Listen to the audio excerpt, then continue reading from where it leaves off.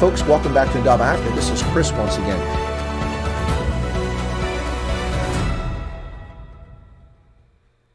Hey folks, welcome back. Goeiedag, South Africa. Welcome folks around the world.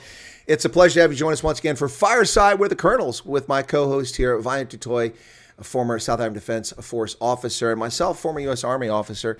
Hey, folks, welcome back to the program. I'll tell you what, it's been an incredibly busy time for myself and also for Wynand.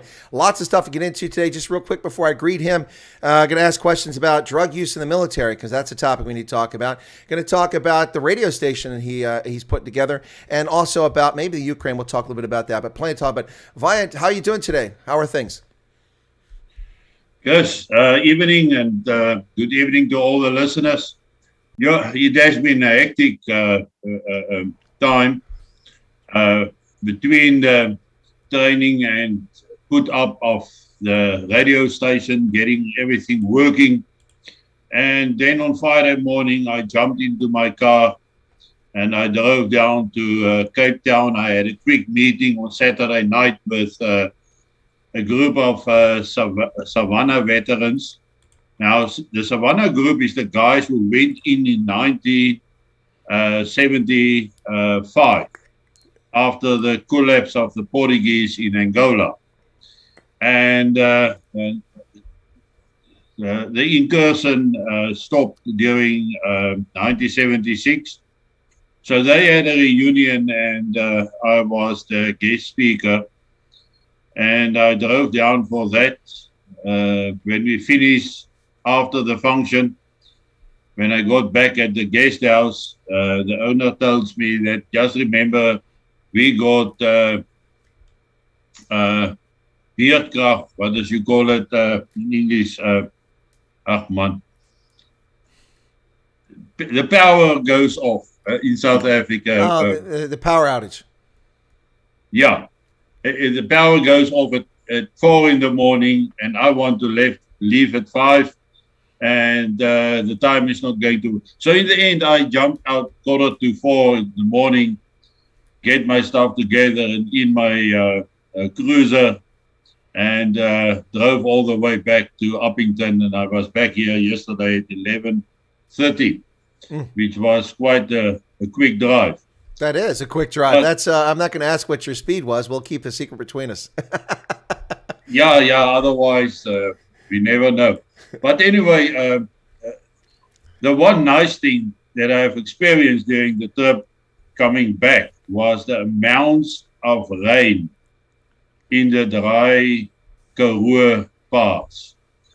I mean, for about 10 years, there was no rain. And now this season has already had a lot of rain there, and it's green. And as I drove yesterday, it's just water everywhere between Calvinia and Kennard, which is a tremendous experience by itself. Then this morning, walking back into the office,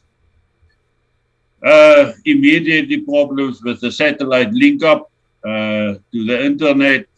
For the radio station, because the people are already broadcasting, but it's still exercising in training and trials and things. Mm-hmm.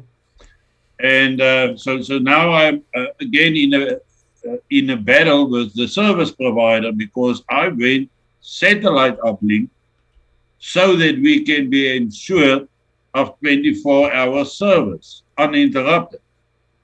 Now, of course, they failed the test. So tomorrow morning we will resolve this issue. Wow, but I mean these things happen. That's why you're going through a testing phase now. We work out the kinks. Satellites can be reliable, it can be unreliable. It just depends. It's a shame you don't have Starlink there in South Africa, but of course they demanded that Elon Musk provide 30% of his equity to somebody based on their skin pigmentation, and he told them to foot sec. He's not going to get involved in that.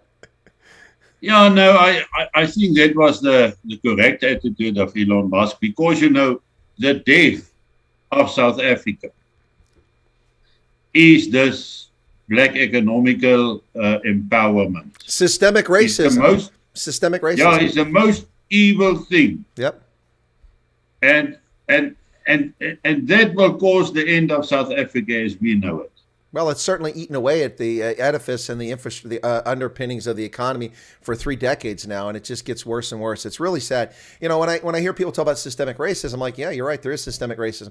In South Africa, it's BEE. In America, it's called affirmative action. When you give people advantage based on the pigmentation of their skin, there's only one definition for such actions. It's called racism. When you take actions for or against the people based on their pigmentation, their immutable characteristics.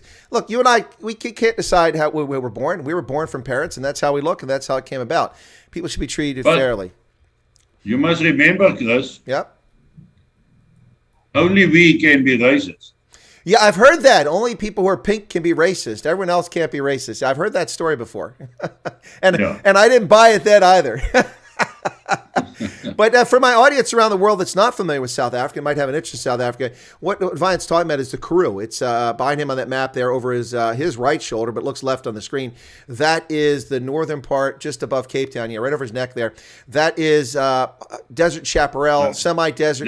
There you go. Very dry area with very poor vegetation, lots of herding and that sort of activity. Agriculture is really limited in many respects other than ranching. But to see that sort of semi-desert bloom and turn into something after all these years has got to be a beautiful sight. I remember in the Gulf War there, and I was in Kuwait, and people were like, oh, it's a desert. Well, it rained like crazy in the wintertime, and we were wet all the time, and then all of these shoots came up out of the desert. It bloomed as we went into combat. It was green everywhere in the desert, even though it was all sand just a few days before that. Yeah, and that's the thing. It's the same thing, and you see there in the Karoo. It's got to be amazing. But South Africa's seen a lot of rainfall this year. I mean, we saw it in the Eastern Cape. We see that the reservoirs that support Cape Town are overflowing. They're over 100% capacity. Of course, just 2 or 3 years ago, climate change! Oh, the world is ending Cape Town's water crisis. Well, Cape Town's water crisis has a lot more to do with misuse and poor use of water and misallocation than it does to do with any climate issues. You're laughing. I think you agree. Yeah. No, I think we agree on a lot of stuff. For me, climate change is a natural thing that is happening. And it must happen. It's part of life. I mean, how do you find petrified forests in the desert? There were once forests there. Exactly. We all know where oil comes from. Most oil are being pumped from the Middle East in the desert areas. So where did it come from? The swamps. So it's a natural process that is happening. The swamps and marshes that were there millions of years ago, which apparently the people who are devoted to this religion of climate change just really can't recognize. It's pretty scary what goes on in the world these days. But we could talk about a million things in that respect, where people have this cognitive dissonance, where despite the facts in front of them, they'll push a narrative or believe something completely different. It's just, I mean, listen, there are people now in the U.S. who are blaming Putin's invasion on Donald Trump. Donald Trump is the reason that Putin invaded Ukraine. That's what they're telling people. And people believe it. Really. For 4 years, he didn't invade any of his neighbors. And those 4 years were when Bush was president, he invaded Georgia. When Obama was president, he invaded South Ossetia and Abkhazia and all these other places. When Obama was president, and then when Biden is president, he invades Ukraine. But in 4 years that Trump was in office, he didn't invade any of the near abroad, any of the former Soviet socialist republics. To blame the invasion of Ukraine on Donald Trump is, I think, the most hilarious thing I've ever heard. It's absolutely astounding, and that's not. I'm not a pro-Trump fan. I'm just stating the facts. You should play the song tonight. Blame it on the Stones. Because back in the days, when I was a youngster, the Rolling Stones was carrying on. It was rock and roll was the cause of the root of all evil. Oh yeah. Well, when the Beatles came out, they thought they were satanic. They were possessed. Yeah. Oh my goodness. Well, let's shift for a second because we got lots we can talk about, but I want to get your thoughts on this one. I don't know if you saw the story out of the U.S. I know you've been very busy over the past few days, as have I.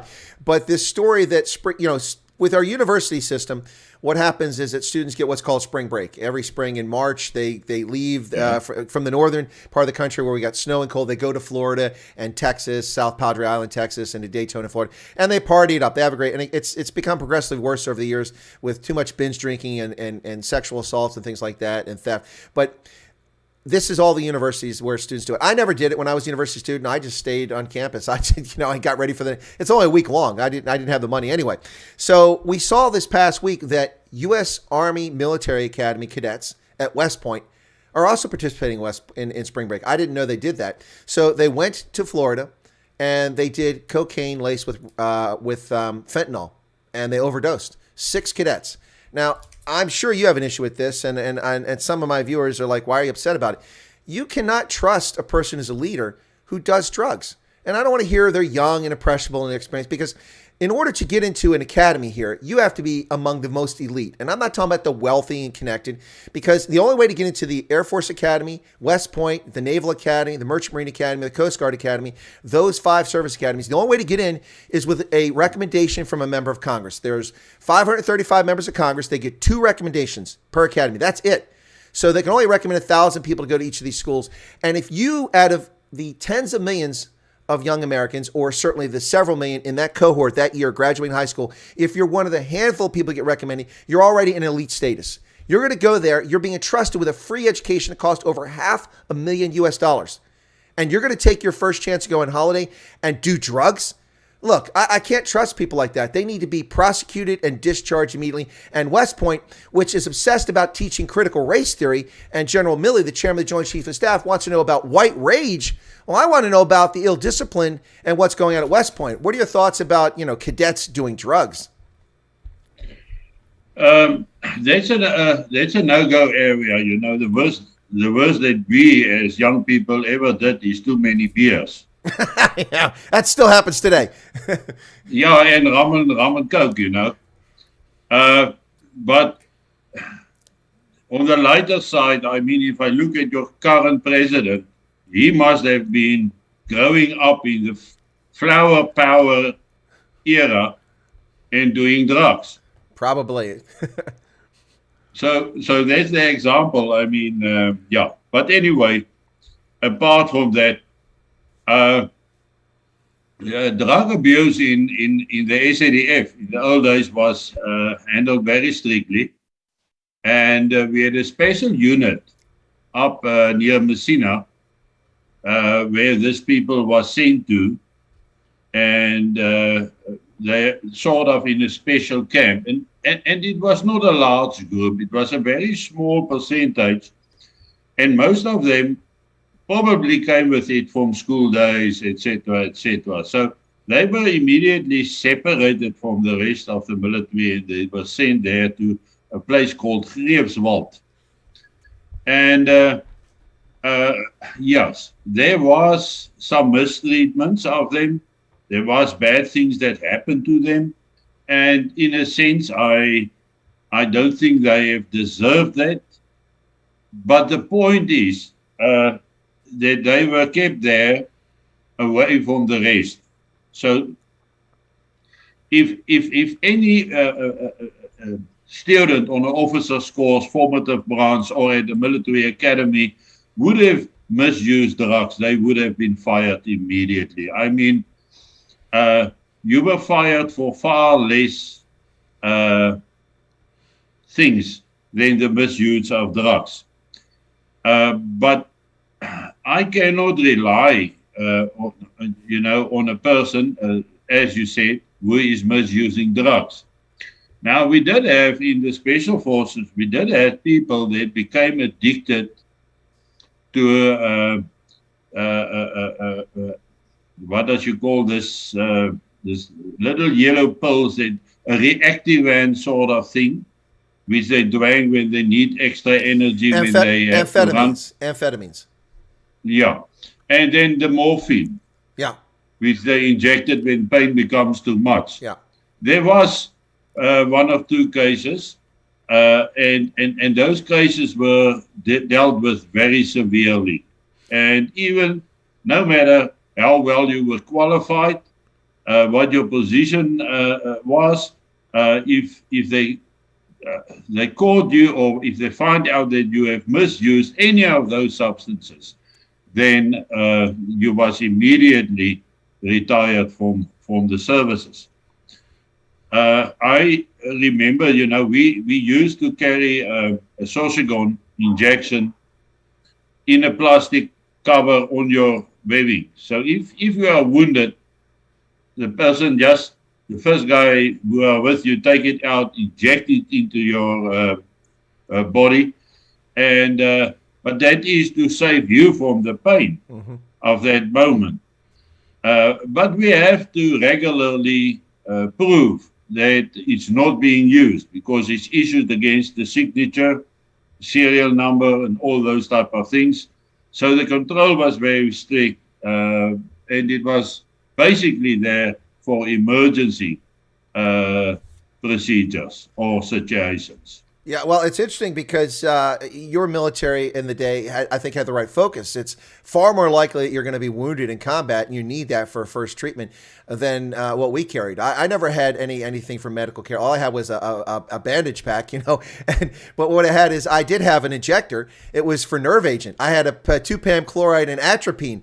So you jab yourself if we came under a nerve agent attack. Now, bear in mind that this was a Cold War force that was focused against the Warsaw Pact, and we're in Europe expecting chemical attack. So we all had atropine injectors. We carried them as 2 of them. And those needles are like this, man. You got to inject yourself. But I'll tell you what, if you start seeing people doing the funky chicken for a chemical attack, you overcome the fears of jabbing yourself with that needle in the thigh really quickly, that 2-PAM chloride and that atropine. The 2-PAM chloride is to fight the nerve agent. The atropine is to race your heart so that your system doesn't, because the nerve agent shuts your nerves down, so it helps to overcome it. But that's what we had. We didn't have any morphine or anything like that. Yeah, so.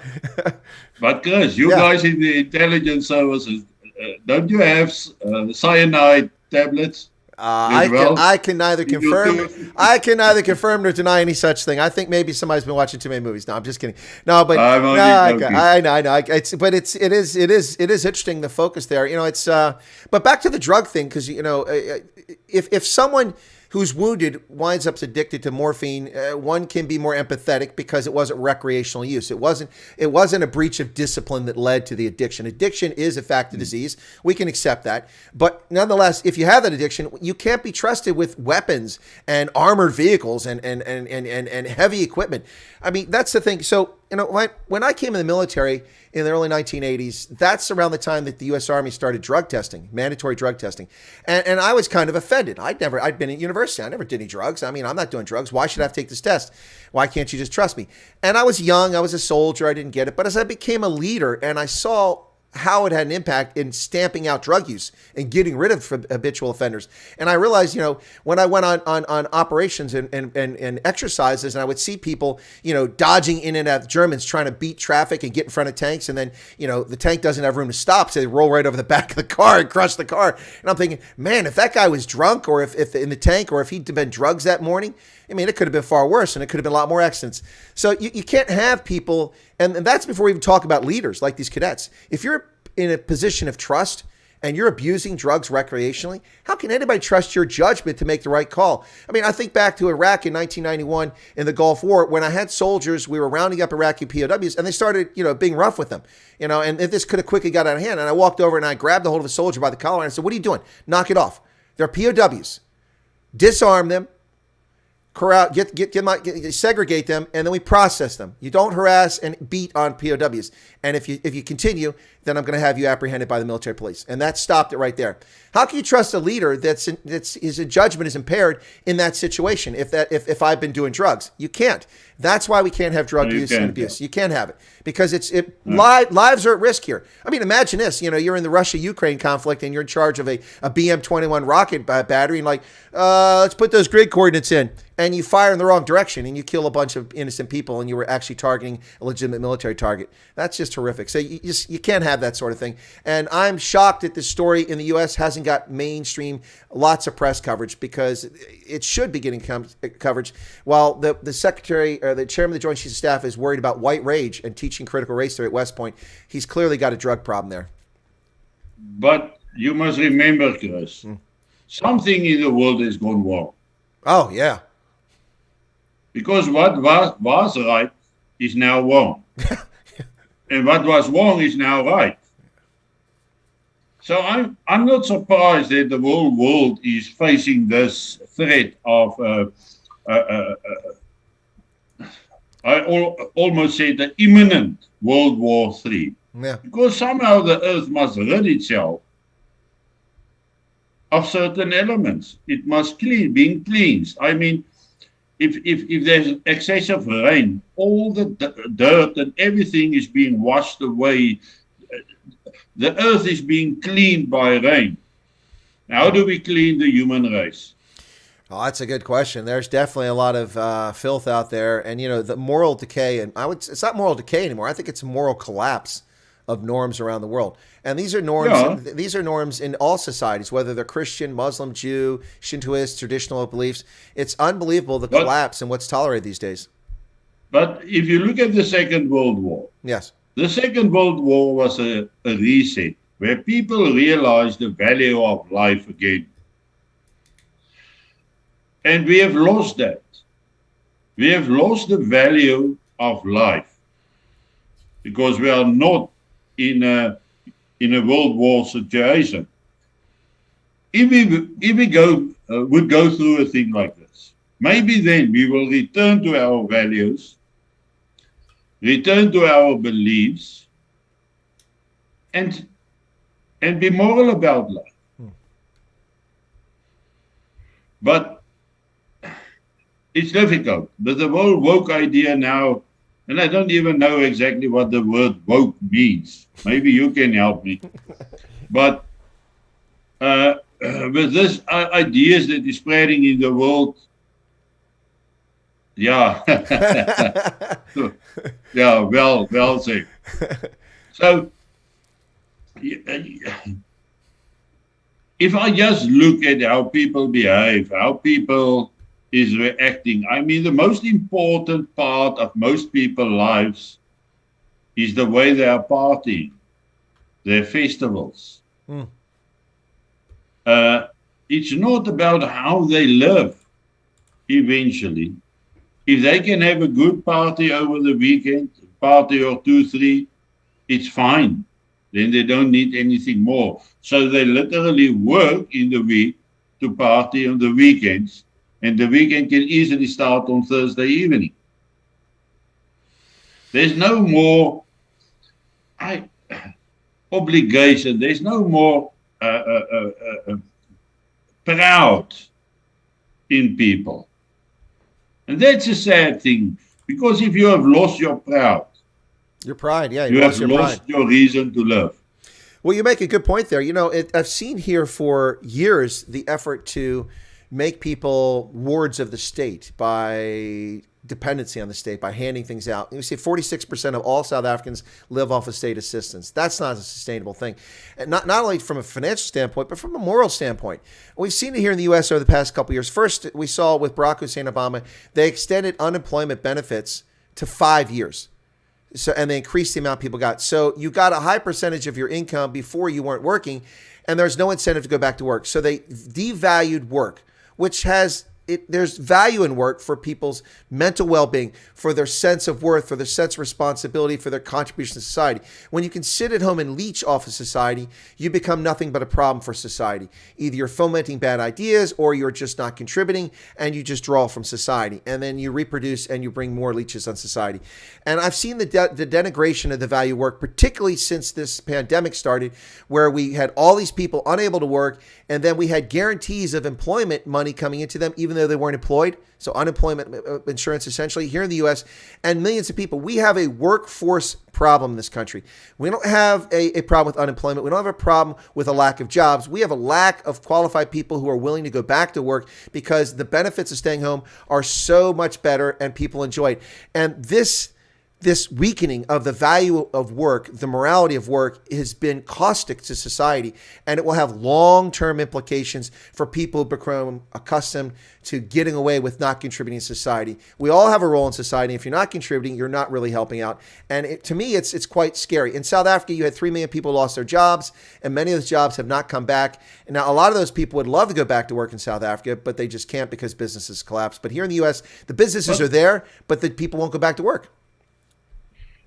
But why would you work if you receive money for free? Well, there you go. That's the problem. That's exactly. And so what they do is, you and I grew up respecting the value of hard work. Listen, I lived on a farm when I was in high school, and I ran a dairy farm with Jerseys, Guernseys, and a Holstein.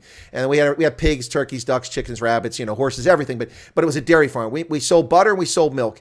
And that's how part of the way we subsisted on 17 acres. So I don't know what's about 25 hectares or something like that. It wasn't very big, but we did that. And it's hard work being a farmer. Being a dairy farmer, and Erica can tell you, one of my monitors, that's even harder than being a farmer because it's every day, twice a day. You can't take a holiday. You can't leave the cows because they get ill. They're looking to be milked twice a day, looking to be fed.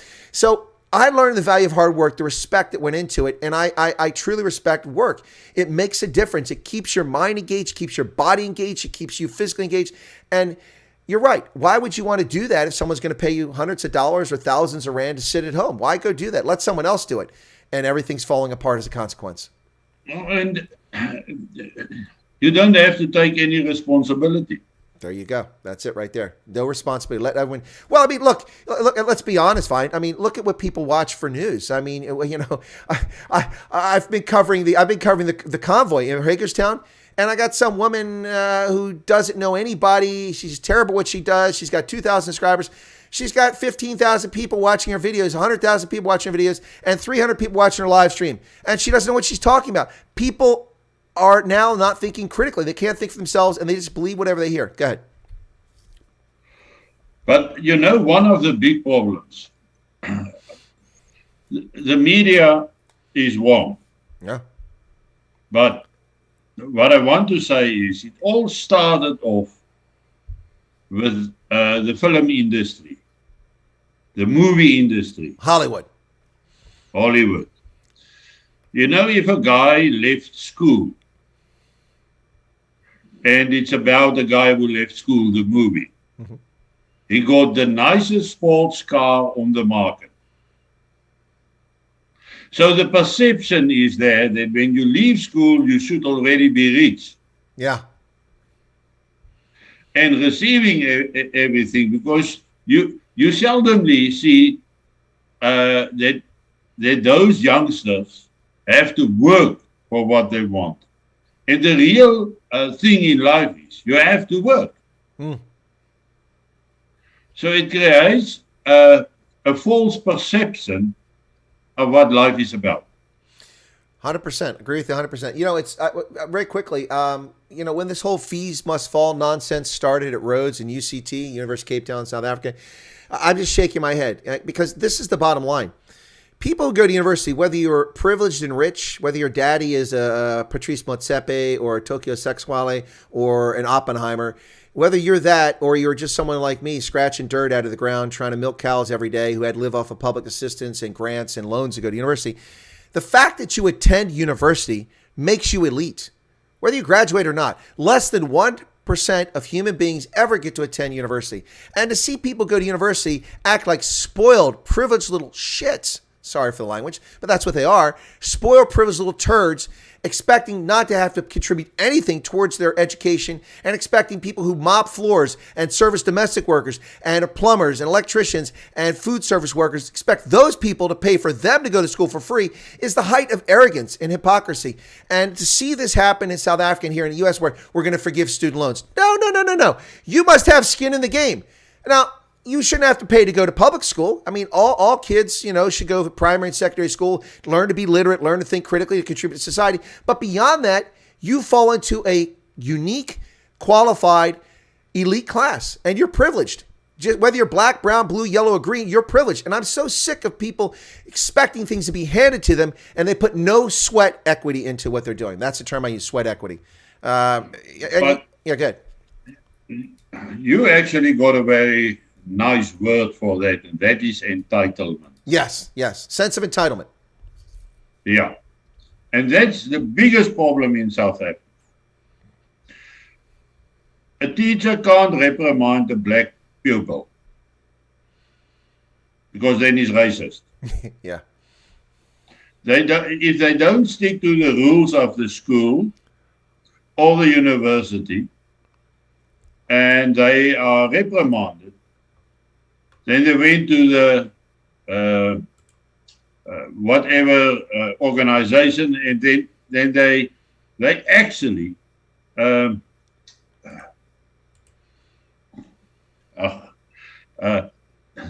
My English. That's okay. It's okay. Say it in Afrikaans. A lot of my audience understand. Somebody will type it in chat. Ja.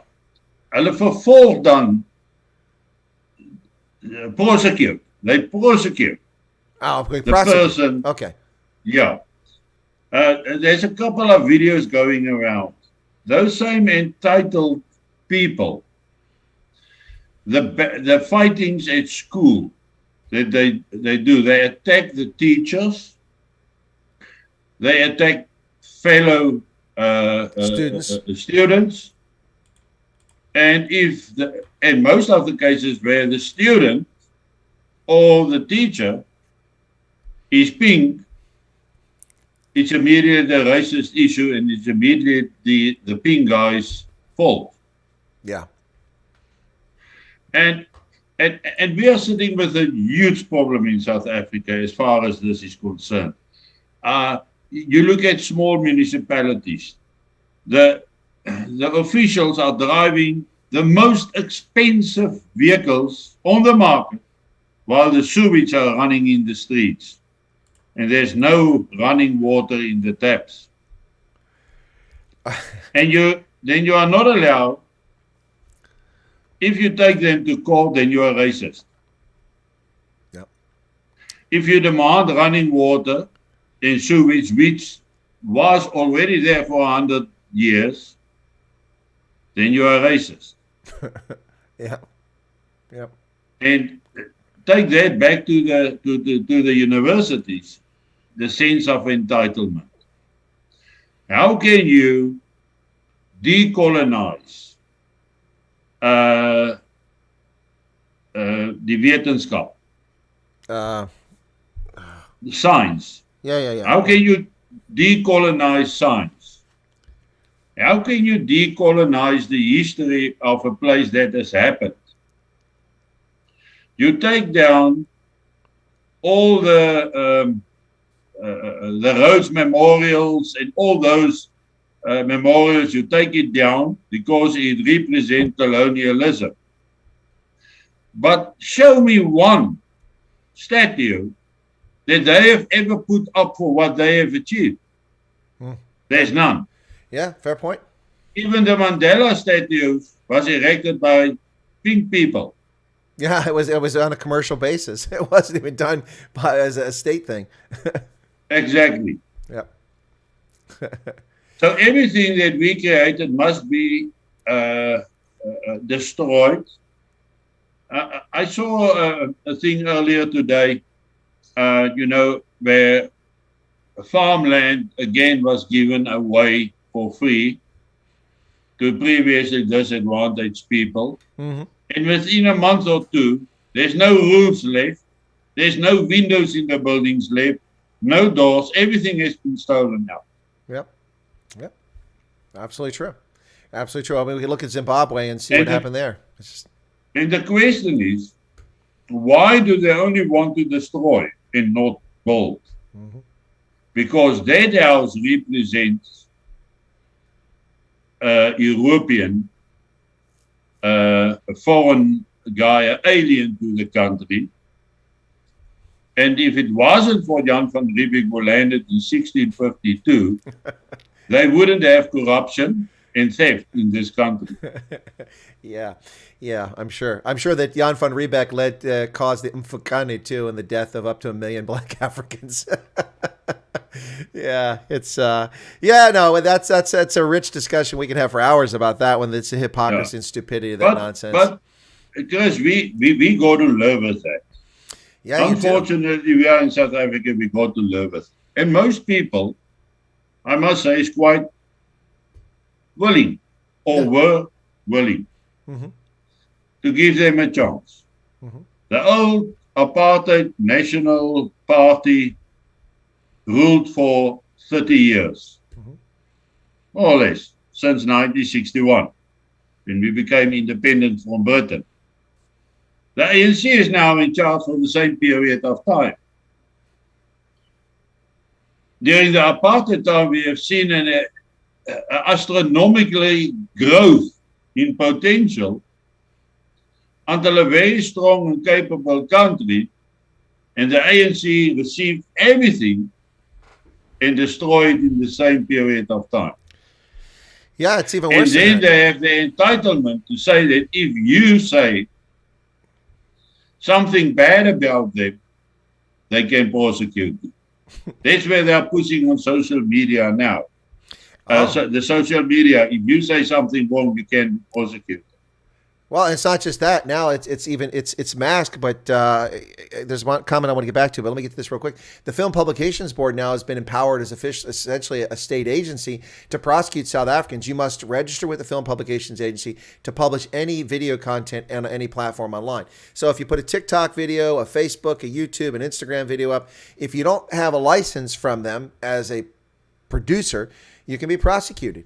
And they say that they have to review all your videos. I mean, first off, they can't even deliver driver's license. They have one machine in a country, 60 million people to produce driver's license, a 2-year backlog. Now, Fikile Mabula is threatening South Africans who don't renew their driver's license after making you wait 2 years to get one. If you don't get it by March 31st, he's threatening you with prosecution. That's a joke. But with the Film Publications Board, there's no way that the thousands, tens of thousands of TikTok, Instagram, YouTube videos that are put up every day by South Africans, there's no way that they're going to review these things. So it's going to be used as a tool, just like expropriation without compensation, as a tool to go after opponents of the state. If you say something about the state and you put on a video, or they're going to come after you. And if that's what this is all about. Now, I want to go back just really quick here. When you talk about the privilege and the wealth and this, you can't pick a better, more ironic imagery of Cyril Ramaphosa ignoring the insurrection taking place in KwaZulu-Natal for several days. He just doesn't even talk about it. He comes out, he does a family gathering, talks about the Rona, the latest, and doesn't even mention what's going on in KZN and in Gauteng. And then he finally comes down like a conquering prince, like an emperor, in a BMW 735i, drives up to the scene of a looted store, gets out, and all his little sycophantic lapdog lackeys are standing around, and they're just clapping for him. And he walks over and he picks up a shovel and shovels it, and people fall for it. Why is he driving around in a BMW 735 when people's stores have been destroyed, and he's in a nice, multi-$1,000 suit? That is the best imagery of the stupidity of these elite, captured, corrupt, it's our turn to eat thieving bastards. And that's really what they are. Yeah. No, I agree with you on that one. But they are destroying this country. I'm sorry. I mean, I don't hurt anybody's feelings, but South Africa is a failed state. It's a failed state. I mean, the prosecutions that take place, the rule of law that takes place is capricious and it's inconsistent. It's when it benefits the government that they have rule of law. It's when it benefits the government that they prosecute people. They don't do it for the average person. If you've been raped in South Africa, forget it. Unless you're connected or you know somebody, they're never going to prosecute it. But because while we are talking about this, they are burning 9 million liters of diesel fuel per day. To produce electricity, yes. Yes, because the other systems. But they are willing to spend millions or receive millions for green power. Billions, 9 billion they want. Yeah, but green power by itself cannot work. You need base power. And in South Africa, the only base power can come from coal stations. But we can't burn coal. It's gonna be bad for the environment. Yeah, well, we talked about it earlier. Yeah. The only other option for base power then remains nuclear. Yeah. But if they blow up a brand new coal station unit within 7 days after receiving it from the contractors, they blow it due to negligence. How can you trust them with a nuclear station? And that's what I'm telling the Cape Townians. I got you. They're sitting on a time bomb. Coburg, they're definitely sitting on a time bomb. That's if I lived in the Western Cape, I'd be nervous about Coburg. Look, the incompetence in here and the stupidity. I remember when the 209 diesel submarines were purchased from the Germans. I was working in D.C. at a job I won't disclose at the moment.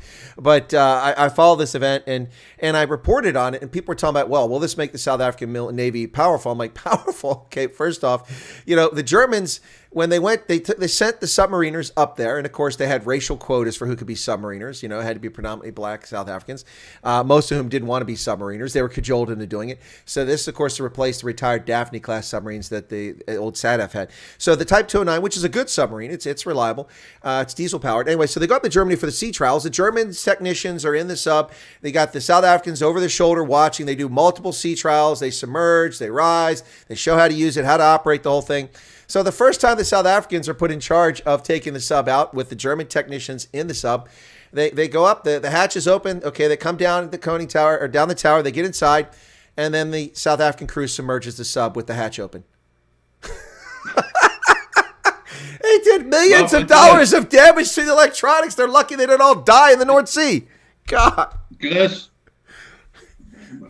you know, it's painful when you are telling me that. It's painful when you say South Africa. Yeah, I know. I mean, yeah, can't we talk of Africans?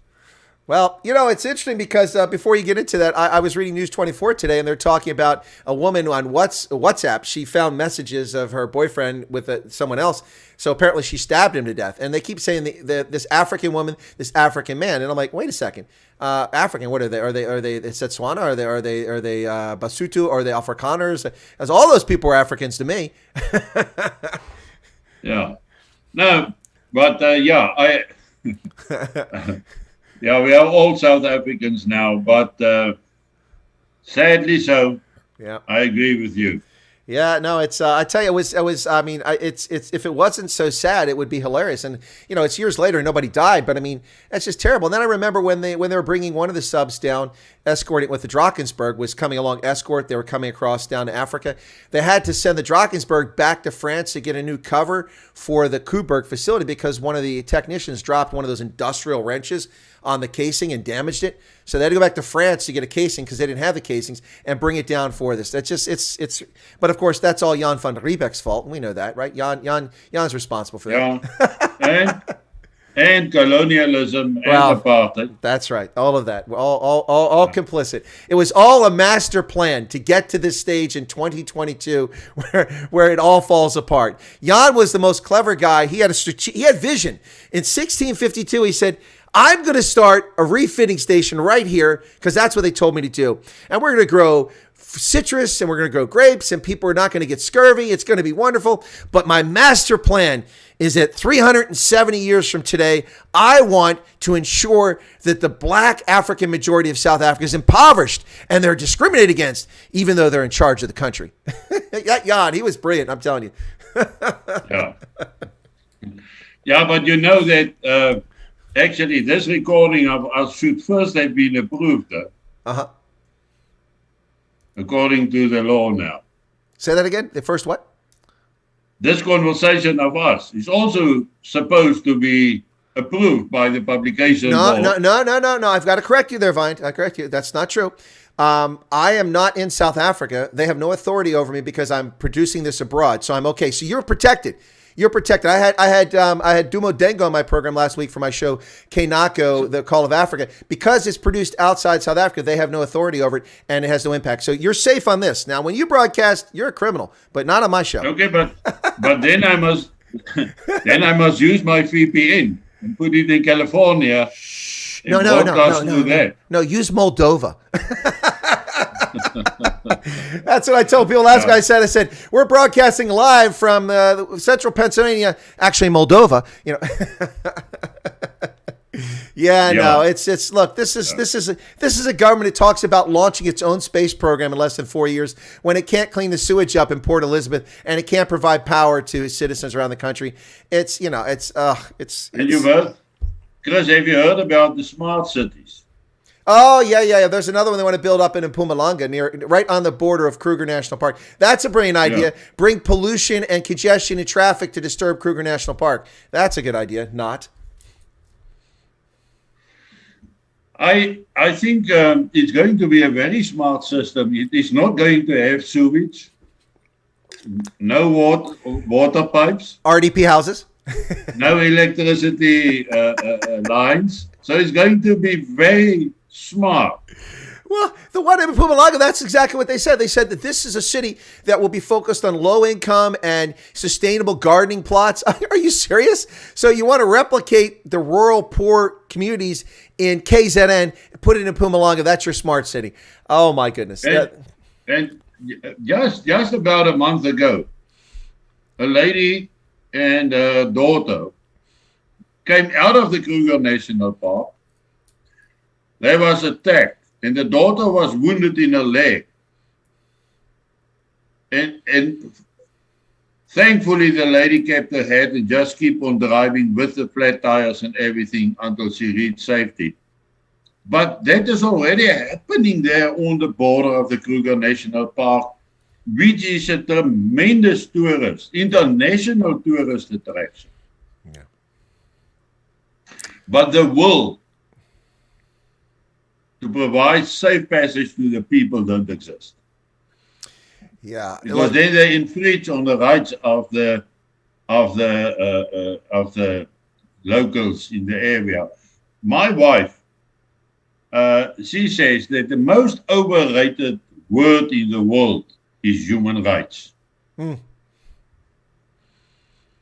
think carefully about it, because if you are attacked, you got no rights. But once this attacker has been captured by the police, he got human rights. Interesting. It's totally overrated. No, well, also, first off, I have a problem with the term human rights. And by the way, I attack the ANC all the time because South Africa is a signatory of the UN's Universal Declaration of Human Rights, and they violate it every day. The government violates the UDI. But I have an issue with that term as well because, here in our country, with our Constitution, we recognize certainly inalienable or unalienable. People use the word interchangeably, but I say inalienable. Certain inalienable rights are natural rights, like David Hume talked about, the Scottish philosopher. They're natural rights. They come from God. They exist. The right to live, the right to breathe, the right to subsist. Those are natural rights. Governments have no say over those. And when they try to have a say over those, that's when we run into trouble. And only fascist totalitarians would do that. I mean, look what's happened in Canada. This immoral and I would argue illegal invocation of the Emergency Powers Act by Justin Trudeau. He is praising Russians who are protesting Vladimir Putin and getting arrested in St. Petersburg. He says that's okay for them to protest what the government's doing there. But then he goes out and illegally and morally arrests law-abiding truckers. Now, to be fair, they shouldn't have set up camps in the center of Ottawa, and there should be some minor violations of civic law. But it's nothing that justifies basically using anti-terrorism laws to take their finances out, to bankrupt them, to imprison them for a peaceful demonstration. All they did was make some noise, and they didn't leave rubbish around. They cleaned it up. It's quite frightening how liberty is on the retreat around the world. In Australia, in what I call the penal colony, in New Zealand, in many states here in America, and in Canada, the UK, it's crazy. Again, the word liberty. Yes. Meaning has changed. Yeah, it has. And the biggest threat to us is the word normal.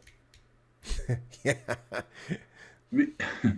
Because if you take a place slowly over, everything that changed becomes the normal, the new normal. Well, that's the dangerous phrase right there, the new normal. Exactly.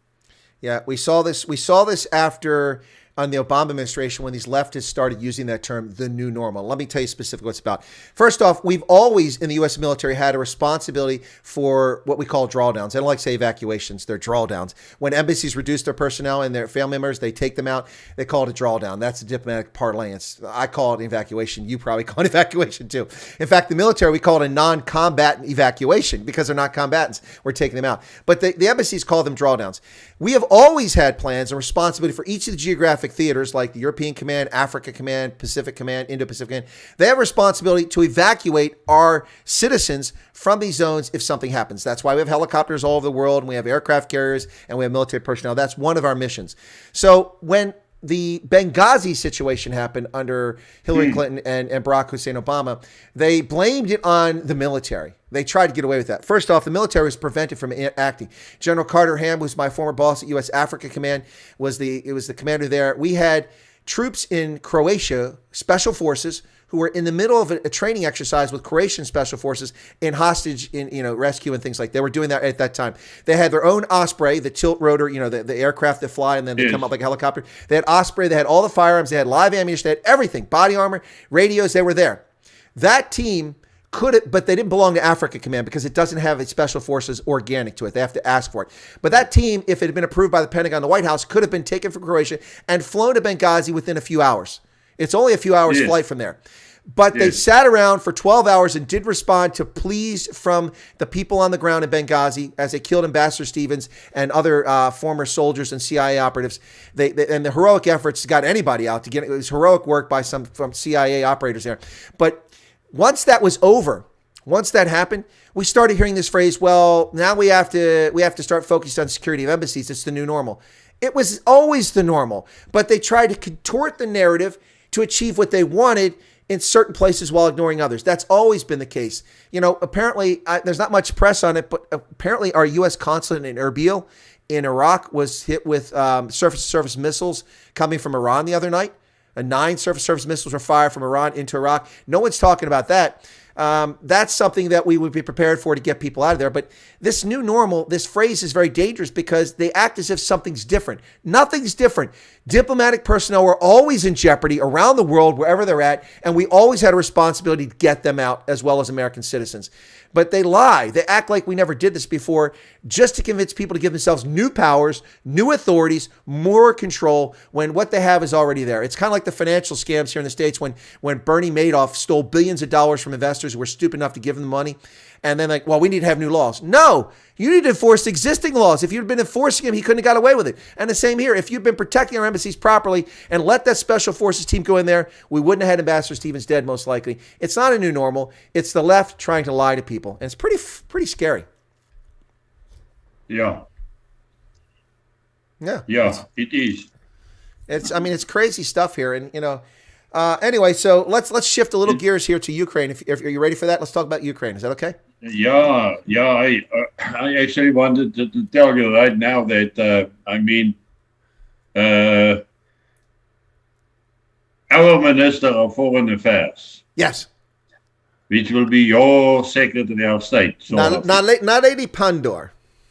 Yeah. Now she even threatened Russia to withdraw from Ukraine. Why they can't even keep their own house in order? Yeah, it's laughable. Well, what's even more laughable is Cyril Ramaphosa announces that he's been asked to intervene on behalf of the crisis and negotiate. No one's asking for Cyril Ramaphosa to negotiate anything. This guy's ego is so big, he thinks he's brilliant because of CODESA. He's not. Yeah, but maybe he got a point. Go ahead. They have destroyed the world of South Africa. If they send him to Russia, he will do the same. The ANC is the weapon. Yeah, instead of being a cancer in South Africa, they could be the cure in Russia. Yeah. They don't have to send in troops, just send in the ANC. Send in the cadres. Yeah. Or the caters, as South Africans like to say. Send in the caters. Oh, my goodness. That famous send in the clowns. Well, send in the caters. Yeah. I'll tell you, listen, we could solve everything pretty quickly in Russia and end the offensive. All you got to do is send Fikile Mabulula as the transport minister, and he would screw up the logistics in about 5 minutes, and they couldn't supply their tanks. We could send him Bekachili, and he would be busy arresting law-abiding Russians so they wouldn't be able to contribute to the war effort. Oh, we could go on and on with this. But, yeah. No, listen. Go ahead. If they combine forces with the taxi associations, it would be quicker. That's true. Oh my goodness. Yikes. Hey, I just saw somebody in the chat from South Africa said small gas thefts on the rise. Yeah, look for that. I did see a rather cheeky meme that somebody put up on the internet about looking for a partner who is willing to suck. But anyway, but they're talking about draining gas, siphoning gas out of vehicles. That's going to be something we see more prevalent coming up. In the U.S. for a long time, we've seen theft of catalytic converters for the titanium in them.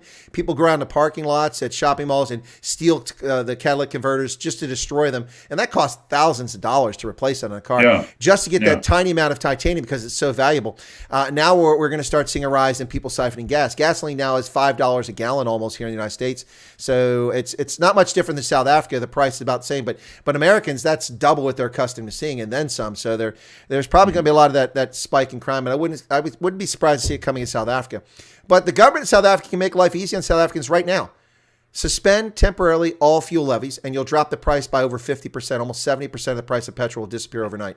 I wanted to say exactly the same thing, because Agri SA has called on the government to do that, at least while the war is continuing in Ukraine.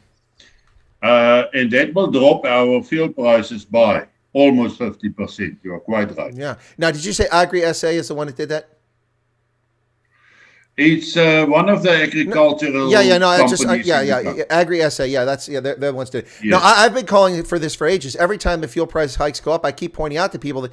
So back in 1992, the ANC ran an advert in South African leftist newspapers saying that the National Party was racist because they were raising the price of petrol. Well, they raised the price of petrol because demand was up, and most of the petrol in South Africa was coming from Sasol at the time. It wasn't coming from imports because they were banned. So they had to raise the prices because they couldn't make money.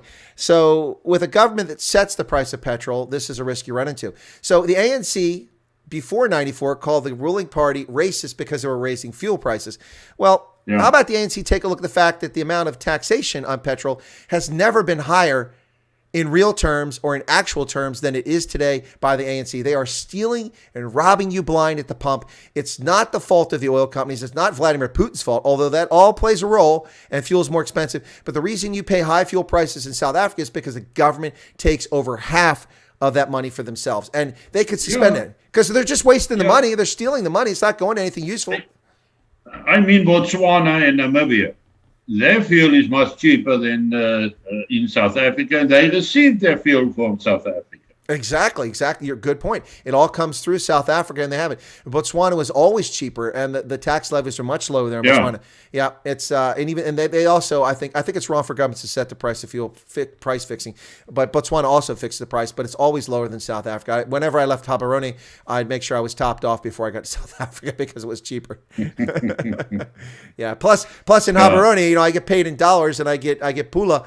But then if I go to South Africa, I have to have because you couldn't use your credit cards in South Africa back then, only a debit card. And I didn't have a South African debit card. So I would have to take I can't think of the name of the company right now. Anyway, they issue, prepaid cards, a credit card, like a debit card. You put money on it. But I'd have to take my dollars I got paid and convert it to pula at the embassy, then go to the local money changer and then add that money onto my card from pula to rand. I lose 25% of my value just to those two conversions before I buy a liter of petrol. My other option was to carry a wad of cash like this to go to South Africa, rand, so that I can buy petrol because I was driving a V8 4.7 liter engine, so it was kind of big. But I must admit, I'm also driving a V8 Land Cruiser at the moment. Well, that's a good choice, Land Cruiser. I had a 4Runner, it's similar to the Fortuner, but it's more robust and it's bigger and heavier. But they're built on the same wheelbase. But yeah, my left-hand drive 4Runner was very popular. People kept trying to buy it from me when I was down there, but I still have it. I've had it since 2004. Still got it. And that truck has been all over Europe. It's been in France, the Netherlands, Germany, Italy, all over Europe. It's been in South Africa, Namibia, Botswana, Swaziland, Zimbabwe, Uganda, Ethiopia, and all over the U.S. It's been in Canada. Chris, did you also put stickers on? Those little stickers of each country. No, I never did that. I don't even have a USA sticker on my truck. I told you. I learned a long time ago. I bought one of those little CRX, a Honda CRX, a little sports car. And when I was younger, as a young lieutenant, I bought that for myself. And I put the bra on the front over the hood, and I left it on there for some time. And then when I took it off to clean the car, you could see the color difference because it was white between what was protected by the bra and what was not. So I learned that there was a so after that, I'm like, I'm not putting anything on my car, because when you take it off, you've got a color discoloration. So I never put anything on my car. I just leave it how it is. There's a super chat just came in from Mr. B. Mr. B gave a 21 rand super chat. Thank you for that, Mr. B. Appreciate it. Very kind of you. We weren't even talking about super chats here. We're just trying to keep people informed. But yeah, no, it's the Ukraine thing. It's I got to tell you this. Are you watching this at all? Because this story in Mariupol, the town on the Sea of Azov, which has been attacked from the Donbass region coming down, and also from Crimea, they came up in a pincer movement. It took them. They still haven't defeated it. They're still shelling the town, but they had this so-called maternity ward there, a hospital where this pregnant woman was taken out on a stretcher, and then they said, hey, she was attacked. This maternity ward, the Russians denied. They said it was being used for military purposes. And then a couple days later, someone put up a meme and they showed a picture of a influencer who sells things online, young lady, and they said it was her. It looked just like her, and they said this was just an actor. And then yesterday, on Sunday, there was a news story came out. They had a picture of this woman lying in a hospital bed with a newborn baby next to her and said, this is her. This is her name. She's alive. She's in a different hospital in Mariupol. She survived. Everything's fine. Her baby's doing well. Today, CNN reports that the unnamed woman, whose name they don't know, died. They couldn't resuscitate her. Her baby was cut out in a cesarean section. They're both dead, and they don't know the name because the body was carried off. This propaganda from both sides is unbelievable. This is the first deep fake war. In other words, all these people manipulating video and images. It's crazy. But a good friend of mine, put up 3 photo comparisons. Yes. Earlier today, of the explosion that apparently happened in Kiev, but 2 years ago it happened in China.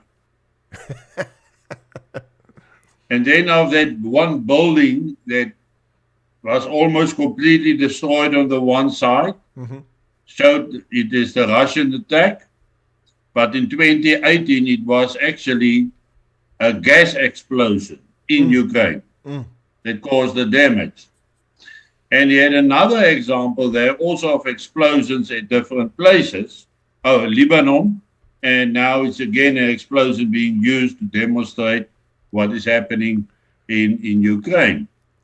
So unfortunately, when I saw that, now I doubt everything that's coming out of Ukraine. Absolutely. 100%. No, I've doubted all along, Viant, because let me just do a real quick super chat there. Mr. B gave another super chat. Hey, folks, don't feel shy. Don't let Mr. B be the only leader here. 140 rand super chat. Thank you, Mr. B.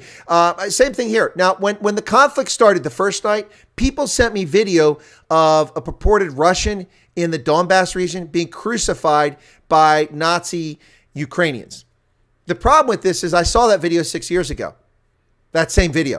And so that was being purported that was happening that night. And right from the get-go, I was already doubting the veracity of most of what I'm seeing. So I did a video summary on events last week or the week before, about, and I do them periodically, but people aren't watching it, so I'm not putting effort in now. But I did this one, and it was a video. I don't speak Ukrainian or Russians at all. I speak 6 languages, but not either one of those. So they're talking about, and they said these are Ukrainian forces fleeing from this town the Russians are occupying. The problem is that the Ukrainian flag is not white. It doesn't have white. The Russian flag is red, white, and blue in it. Ukrainian flag is yellow and blue, and the flags flying on these armored vehicles, which could be Ukrainian, they could be Russian because they have the same ones, BMPs. They appear to be Russian flags flying off the antenna going through town. So when I showed that, I questioned the authenticity of it and said, purportedly in this town, Ukrainian forces are being reported to be pulled back. I can't attest to the veracity. I can't prove the provenance of this video, but look at this. These don't look like Ukrainian vehicles. They look like Russian vehicles to me. Anyway, so you got to be very careful because, I mean, it's just all over the place. And Joseph Goebbels would be so impressed by the propaganda. I must say that I was quite surprised how certain people have reacted. We got family in the United States, and the young lady actually sort of attacked me because of an opinion I allowed on my Facebook on the group. And the guy asked a simple question. who do you choose, Putin or Biden? And I was attacked because I allowed that. Because 99% of the people who have reacted to it say they will choose Putin. And people in South Africa get very angry about this if you show a tendency more towards the Russians than Ukraine. But people forget the history. Mm. The Russians in the Boer War fought on our side, physically, against the British. Yep. Many of our folklore songs have been taken up by the Russians, like Sari Mare, Transvaal. Those songs have been taken up by the Russians. So there is a historical connection between Russia and South Africa. Yes, we were enemies during the border war times because they supplied arms and munitions and stuff. And then the next argument they will come out, they will say, yeah, but they are communists and they are the Antichrist and all of that. The interesting thing is, communism came to an end in Russia even before the fall of apartheid. Yeah. So it's accepted now to say, well, listen, apartheid has been a long time in the past. Let's not focus on apartheid anymore. But yes, let's keep focused on communism, which is an interesting trend here in South Africa. Now, I didn't say I personally don't choose sides because I try to be objective and I try to determine what will be the long-term effect on South Africa, what will it be on Europe, what will it be on the world. But the feeling that I'm getting, Chris, is that with all the pressure that is being put on Putin and his senior government officials, what more can he lose? It makes him a more dangerous man. The more sanctions, the more critics, the more anti-Russian, the more dangerous Putin becomes. Yep. Because he might reach the point where he say, well, we as Russians don't have anything to lose. Launch. Exactly. Yep. Yep. No, that's a very dangerous road. You know, but it's not and just... if that happens, if that happens, the world is gone, as we know it. Yeah. No, that's pretty scary. Rick Heron says the was to altijd in the parliament. Yeah, no, the red threat's always been in parliament in South Africa. Listen, you know, it's here's the thing. Even being objective, you and I both try to be objective in this. I'm not pro-Russian. I'm not pro-Ukraine. I kind of have empathy for Ukrainians. I mean, this is, in my view, an unjust invasion, unwarranted. You know, as I've always said, warfare is a legitimate means of political discourse, but it should be the last means of political discourse when you cannot resolve your differences. There was no genuine effort here to resolve any differences between Ukraine and Russia or the U.S. and NATO. No one made any genuine effort. Biden waited last year in March, 6 weeks after he became president. Putin moved 70,000 troops to the Ukrainian border last year in March. He didn't start talking about Ukraine publicly until December when his popularity flagged to below 30%. Suddenly, Ukraine is the most important issue in the world. And he drove us to a conflict. You know, this is all such nonsense. But, you know, it is even more important because of Hunter's investment. Well, it begs the question, I told that if they didn't fire that prosecutor, I'd keep that $1 billion of aid from them. It raised all kinds of questions. But all that aside, even being objective, it's insane what's going on here. First off, the Olympics. The Olympics have banned Russia from participating because of doping. So Russia can't go. The Russian flag doesn't appear at the Olympics. We just saw the Chi-Com Winter Olympics, no Russian flag. We see the white Olympic flag with the 5 rings, and you see the ROC, not the Republic of China, but the Russian Olympic Committee. So the Russian Olympic Committee is still allowed to compete. So if Russian athletes are banned because they're Olympic, why are they allowed to compete? So now, here's the hypocrisy. The Paralympics are underway. The Chi-Coms have banned disabled Olympians from competing from Russia, but they're not even competing for Russia. They're competing for the Russian Olympic Committee.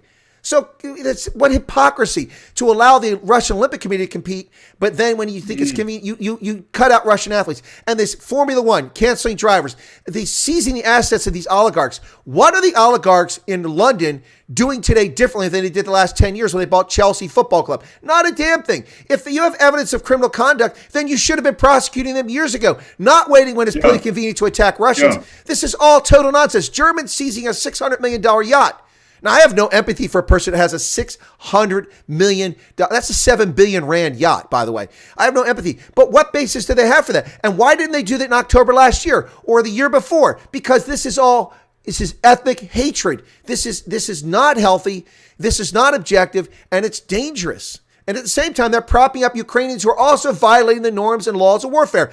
They're abusing prisoners of war. They're exploiting them. They're putting their lives in jeopardy. I wouldn't want to be a Russian conscript put in front of a camera. Then if I actually get back to Russia, I'm going to be executed. We've seen what the Russians and Soviets have done to their prisoners of war, killing them in mass or shipping them off the gulag. The conduct of the Ukrainians is no better than what the Russians are doing. I agree with you, but I must warn you, don't put the price to a yacht, because the ANC might get ideas. Yeah, exactly. To get money. Yeah, no, you're right about that.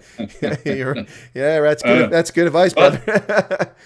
but that's my point, Chris. Aren't they forcing Russia into a war? Well, I don't think they They don't listen. They marginalize Russia. Yeah, I agree.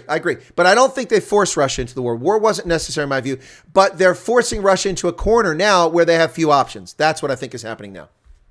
Yeah. Yeah. So, no, I mean, it was Putin's decision to launch this war, and I don't think it was necessary or warranted. And I find it hilarious now how the press have always attacked the U.S. Intelligence Committee, of which I was a member for 30 years, the Intelligence Committee. Oh, they got it wrong on 9/11. They got it wrong in Iraq. They got it wrong on this. They got it wrong on that. And every time they get it right, they ignore it, except when it fits their narrative. You notice how, oh, look, the U.S. Intelligence Committee correctly warned that Russia was going to invade just a matter of days. I don't know the intelligence community actually gave that assessment. I know that Peppermint Patty, also known as Jen Psaki, and Joe Biden told us that, but they're about as credible as your 6-year-old you just caught with jam on their hand saying, I didn't get in the jam jar, Dad. Yeah. Yeah, they're just as guilty here. They're just as guilty here. But no, the Ukraine is really sad because, Joe Biden is making noise with a country that has 10,000 nuclear warheads on intercontinental ballistic missiles and sea-launched ballistic missiles aimed at our nation. And you want to play games with a country like that? That doesn't mean you're not forceful, but you should have been forceful in March of last year, not waiting until it was too late. Real quick here. So Biden becomes, go ahead, then I got to go on a riff here. Biden can't get forceful. He can't, what? Because Biden can't get forceful because he can't even remember what he did yesterday. Well, okay, fair point. And I agree with you on that point. If Trump was still the president, this wouldn't have happened. No, wouldn't have happened. Now, two reasons why. Because fuel didn't cost $80 to $120 a barrel. It was $36 a barrel or less. So Putin couldn't get the money he needed, and Trump wouldn't have put up with it. He threatened Putin. Yeah. But no, we are in dangerous times now, Chris. But it's going to have a huge influence on South Africa, apart from only the fuel. Oh, yeah. People think it's a war far, far away. No. But with all the interconnectivity of the world today, with the technology and everything that exists, that war is going to have a huge impact on a lot of things in South Africa. 100%. And that includes the availability of loans. Well, in fact, and the government... Yeah, Russia cut out of the financial markets, is on the verge of defaulting on tens of billions of dollars of loans to Western banks, which is going to affect things here. It's going to push up the credit rates. It's going to interest rates. It's going to be a liquidity crisis. All of this, by excluding Russia from the international system, has an impact on you and on me. I mean, because if the U.S. is hit by financial distress, if the U.S. gets a cold, the world gets the flu. That's how it works. Yep. Yeah, it's true. Yeah. But the thing I want to say about Biden real quick was, so Biden becomes president January 21st, 22nd last year. I forget the date. So he becomes president. Just a few days later, the military overthrows a democratically elected government in Myanmar. The junta overthrows them. He does nothing. No sanctions of any note, no declarations, no movement of naval forces off the shore. Now, to be sure, the government of Aung San Suu Kyi was not exactly a honest government, full of corruption, but that doesn't justify the military overthrowing it. So nothing is done. Then we have coup in Mali. We have an attempted assassination coup in Niger. We have another coup in Mali. We have a coup in Burkina Faso. We have a coup in Guinea. We have all these things happening. And what does Joe Biden do? Nothing. Doesn't say anything. 6 weeks after he becomes president, Putin moves 70,000 troops to the border to test his resolve. And what does he have? A lack of resolve. And then over time, he just continues to build it as he's not getting what he wants, and then he launches a war. And this just shows you the weakness of, people are talking about America being weak. America's not weak. We have pathetic leadership at strategic level, and that's across the board. We have a transportation minister who's telling us to go buy electric cars because gasoline prices are up. Well, there aren't any electric cars because they can't produce them because they don't have the microchips and the processors, and they can't produce the batteries from lithium in Colombia fast enough. So there's a shortage of electric vehicles. There's 279 million motor vehicles on America's roads. There's only about 16 million, 18 million electric vehicles, and most of them are buses for city transportation. So what are we supposed to do? Wait 10 years? And oh, by the way, he's going to build 500,000, 500,000 charging stations. So that's one for every 560 vehicles in the country is going to have a charging station. So if you pull into a charging station and wait 3 days while the guy takes 8 hours in front of you to charge his battery, then the next guy, come on, man. This isn't real leadership. These people are clueless idiots. Yeah. But you will remember what I told you a couple of meetings ago, where I said that if anybody in the world have an idea or a notion to invade the United States or attack them, they will do it now because of the leadership. Yeah, no, we're weak. We're definitely weak now. Well, and we're seeing the attacks, the slow roll attacks, the slow burn. When I'm talking about specifically our southern border. I mean, the number of people flooding across our border is out of control. It's insane. And not only is it not being stopped by our federal government and this corrupt president, it's being facilitated. We have a law, Title 42 prohibits adult male detainees who illegally cross the border from being kept in the country. They are to be deported immediately. Not only are they not being deported, this administration is using my tax dollars in the middle of the night to take undocumented criminal alien invaders across our border who are adult males in violation of federal law, which should subject them to criminal prosecution.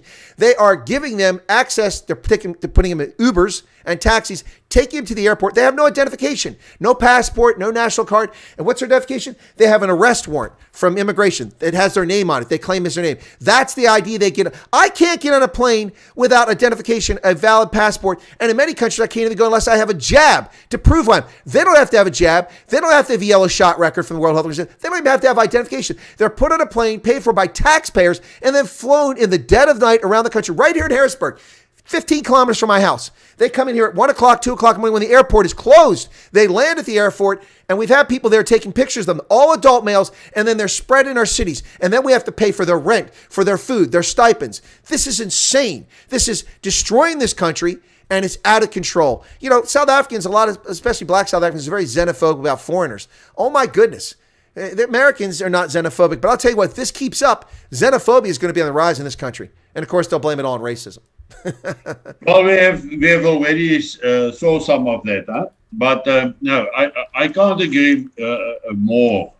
That's why I say earlier, normality is being attacked. Yeah, you're right. Whatever we used to believe in is being attacked, and it is changing. You know, the United States has always been the strong man in the pack. People around the world don't believe it anymore. And once you don't believe a thing anymore, then there's danger brewing. Fair point. Yep, absolutely. You know, the United States got the best develop technology, weapons technology, etc., etc. And I think that the United States will make a huge mistake if they rely only on their technology advantage. Mm-hmm. The quality of your recruit is very important. A troop join the Army or the Navy or the Air Force, they join it because of patriotism. If it is not about patriotism, you got a huge problem. Agreed. Well, the ANC doesn't want the SANDF to be about patriotism. They want it to be about jobs program. That's they want recruits to come in to employment. But you can't even bring South Africa into this quotation. It's no. I was just giving an example. No, and I wasn't trying to deflect from America. Sorry, I didn't, and I don't want anybody to infer that. No, you're right South about that. South Africa is like Guantanamo Bay. Yeah, compared to the size of the U.S. Yeah, no, I wasn't. I want to make sure I'm not deflecting. I think your coffee came in. That's why I was distracted by your coffee. So you're right about this. But here's the thing: throughout my career. So when I came in the Army, was just a couple days, not too long after you came in, a few years, but I came in initially in 83. And I came into an Army that was full of Vietnam-era non-commissioned officers who were conscripts, who were drafted into the military. They were still there because it was 10, 15 years later. They hadn't finished their careers. A lot of them were functionally illiterate. They couldn't read and write in English. And so we had programs to teach them English and math skills. And, in my signal battalion, each week when I first got to Germany in the early 80s, 3 days a week, my NCOs were gone. We were just left in the motor pool to do whatever, They were off learning English and math all morning, and so it was like, I don't say it was party time, but young soldiers could get away with anything. We didn't. We worked. But anyway, so we strengthened our force. We professionalized our non-commissioned officer corps. We focused on human capital. We taught leadership to NCOs, and we did the same thing for officers. We'd always done it for officers, but we refined it for officers, and we instilled it for NCOs. In fact, when I was a young NCO, the U.S. Army was so focused on education and critical skills thinking that they offered to pay 90% of all tuition for every sergeant and staff sergeant for any college class they took. Any college class. And I was a sergeant. They paid 90% of my tuition, which helped me get an associate's degree while on active duty, because they thought educated NCOs were important as leaders, not just, indoctrinated, but educated NCOs. And they were the strength of our force. So throughout the 80s, the 90s, and the decade of this century, we focused on technology and on personnel. I'm concerned now that what you're saying has actually become a truism. We seem to be more enamored with, glitzy rockets and GPS guided things and laser smart bombs and all that stuff and drones. And we're losing focus on the quality of the soldier, the quality of the non-commissioned officer, and the leadership of the commissioned officer.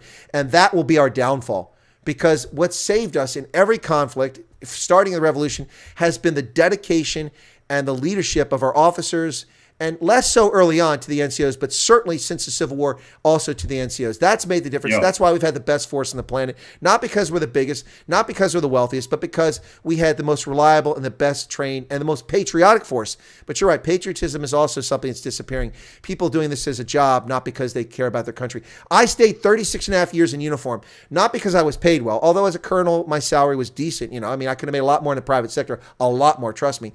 But I said I always stay as long as I enjoyed it and I saw I was making a difference, or one of the two.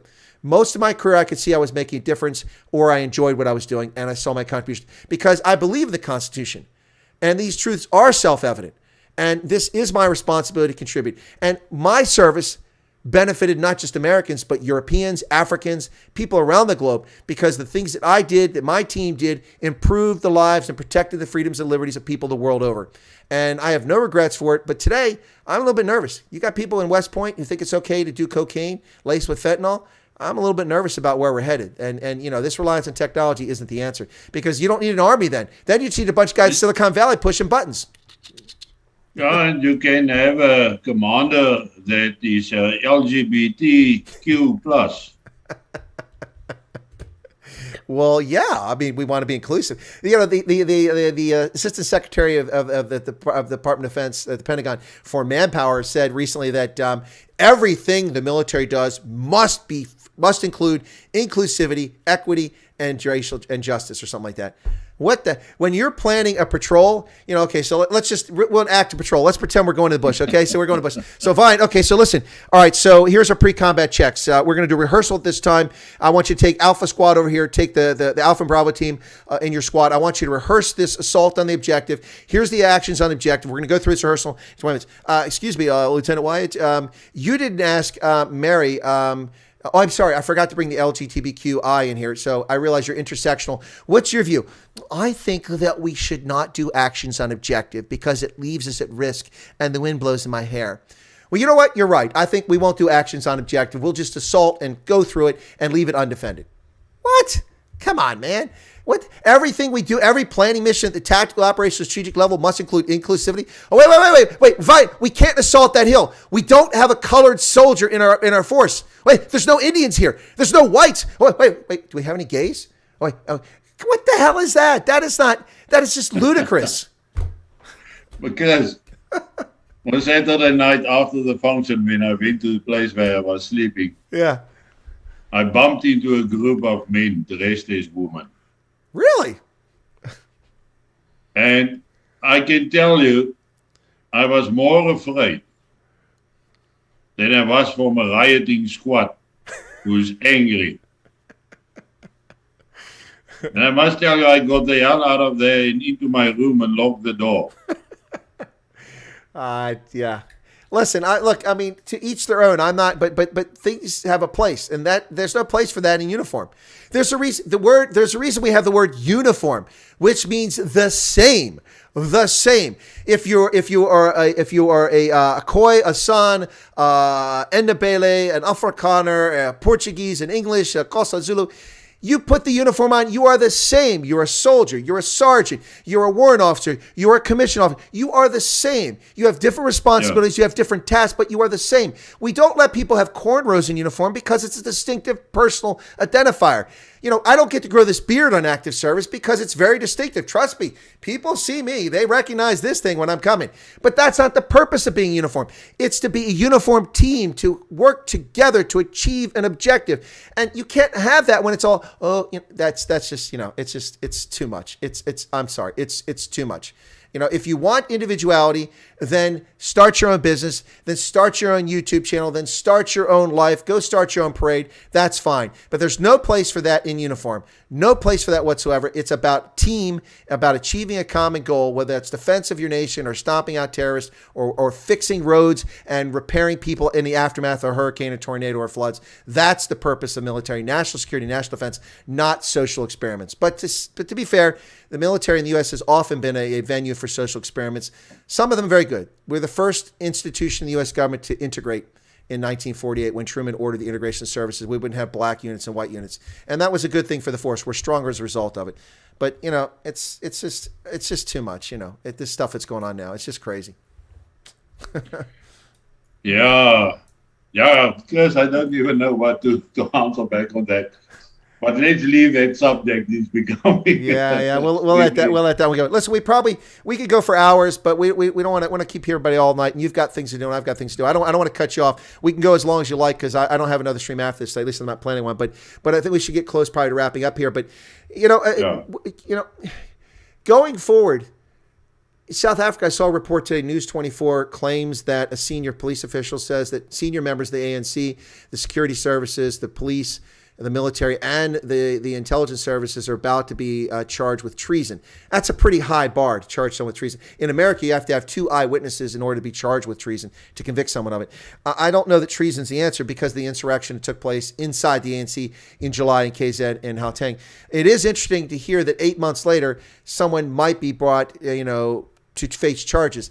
I don't know that that's going to happen, and I hope it happens, but I don't have much, if any, faith that this government will prosecute anyone unless they're opponents of Ramaphosa and they're in the radical economic transformation faction. And if that happens, things could get very bad very quickly in South Africa if we see open fighting and charges against leading members of the radical economic, from the disbanded Mkhonto Wesizwe Military Veterans Association, MK. We see senior officials in the RET faction of the ANC charged with these crimes. things could get very bad south there. And I think people need to be aware of what's going on.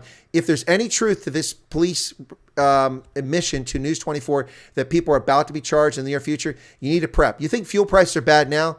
Wait till they start burning tires and burning houses. And those of you who organize your civil defense groups, your neighborhoods in Phoenix and in Durban and in Peter Maritzburg and places like that during the insurrection in July, you can't lose focus. You need to be talking to your neighbors. You need to be prepared. You need to have fire pools ready to put out fires when arsonists come along. You need to have barrier material available. You need to have radios that function. You need to be rehearsing. You need to do patrols. You need to do all these things because this could be coming to your neighborhood very soon. I'm not trying to frighten people. I don't have any inside information. I'm just giving you honest, objective analysis of me reading the tea leaves months before it happens. Wyatt, what do you think about my thoughts on that? Well, that's why I belong to the Sideliners organization, is exactly because of what you are saying. And we have been for years being preparing for this situation.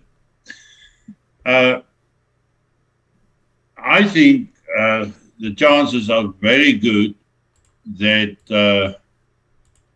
civil unrest, which will lead to civil war, will start within the ANC themselves. Mm-hmm. We will be victims in the process, but we will become the targets in the process. Because we are being blamed for every failure of government, apartheid, colonialism, Jan van Riebeeck, we have talked about it, but also we stole their land. And then a guy like Malema saying that, well, we haven't called for the killing of the whites yet. And he don't even in court want to retract that statement. He said because he might have to do that in the future and nothing is happening to him. I think the reason why most of these people is walking around free still is because they know what will happen if they start arresting senior and former ANC executives. And Cyril Ramaphosa don't have the guts to do it. So if you are telling there's a policeman, I haven't seen that in News 24, but I will check it out as soon as we finish here. But I haven't seen it personally. That will ignite the situation in South Africa because the situation is very flammable at the moment. It only needs a match to start this process off. And we have always, as the Sideliners, predicted that this will happen. And we said that the only chance for our survival is if we as pink people comes together and protect ourselves and likewise conservative people. Because in the end, once a crowd goes into the city looting, plundering, everything, and you stand in their way, they will kill you. We have seen some of you, we have talked about Terence the other night, they will kill you. They are not going to ask you if you are an ANC supporter or not. They are not going to ask you whether you are rich or poor. They are not going to ask you whether you are a DA or a EFF or what party member you are, or sick or healthy. You are going to be a casualty of the situation which is being created internally by the ANC government. And we are going to fall prey for that. But unlike the rest of Africa, when in the 60s and afterwards, 1975, the Europeans have to flee the countries, they all flee southward to South Africa. We don't have a place to flee to. I don't think we will be recognized by the world as refugees. We won't be welcomed by Australia, New Zealand, United States, UK, Britain, no. none of that. So we are on our own. And that's why I sat down with a group of very well similarly trained and higher trained than I am, and where we have actually identified an area to where people can flee. Mm-hmm. And the Zuidlanders is there to provide, in a sense, to organize it so that there is no attacks between refugees on each other, where we can maintain the area, where we can create a life as normal as possible, where we can produce enough food for the refugees because nobody is going to send food. So we must prepare for that, and that is what we are doing. And I'm responsible for the integrity, the maintaining of the integrity of the area which we have identified. Mm-hmm.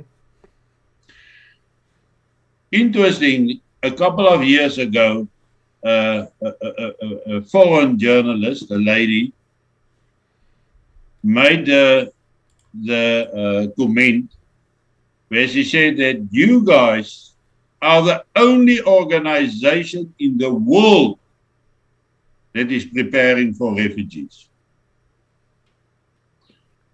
Nobody else elsewhere in the world have done what we are doing now. Look at the chaos of the fleeing people from Ukraine. Mm-hmm.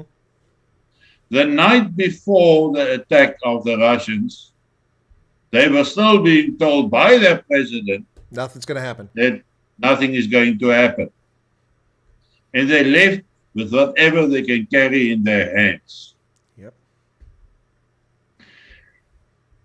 And that's a big problem in South Africa as well. Because in South Africa, we sit with a couple of perceptions. First, the international world is going to help, which they are not going to do. The second thing is that it won't happen in South Africa because of our resources. We are rich enough, etc. Well, we are bankrupt now. We were very rich. So that don't work anymore. And then thirdly, we don't have a choice. If these things happen, it happens, and people are going to flee like they are fleeing in Ukraine, like they did in Baghdad, like they did in Angola in 1975. You know, only 250,000 Portuguese fled southwards. They filled the whole of Namibia, as far south as Springbok, Kuruman, Olifantshoek, those places in South Africa, and Uppington, of course. Now, the people, the learned people, mm-hmm.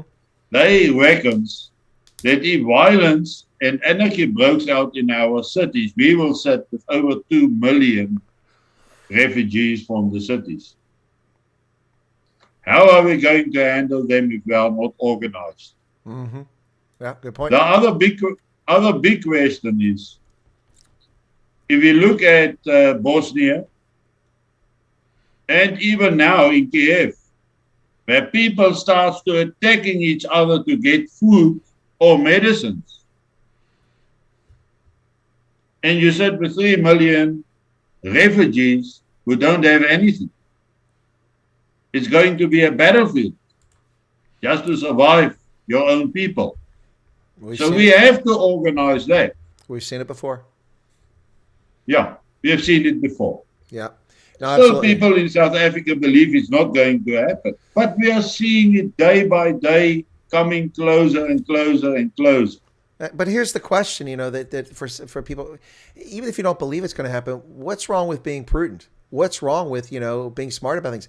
When the 2020 pandemic nonsense started and people made a rush on toilet paper and hand sanitizer and hand wipes and food and bought all the meat out, I didn't even go to the store. And people are like, well, you're not worried? No, man, my basement's full of supplies. I'm always ready for disruptions in the supply chain for this, that, and the other. I also got resources that if I've got to barter, I can do that sort of thing. I mean, I'm not a prepper, but you just plan. I mean, of course, to be fair, we're military leaders. We expect things to go wrong. So, you're prepared for the worst case, but not a lot of people are. Let me bring something here very quickly from the chat. I just want to bring it in very quickly. And then I want to ask you before we go about Julius Malema and the AfriForum trial, but I want to get your thoughts on that. But Joel says, I don't think you're on your own. I'm a black South African. I agree that South African government is what they're doing is horrible to whites.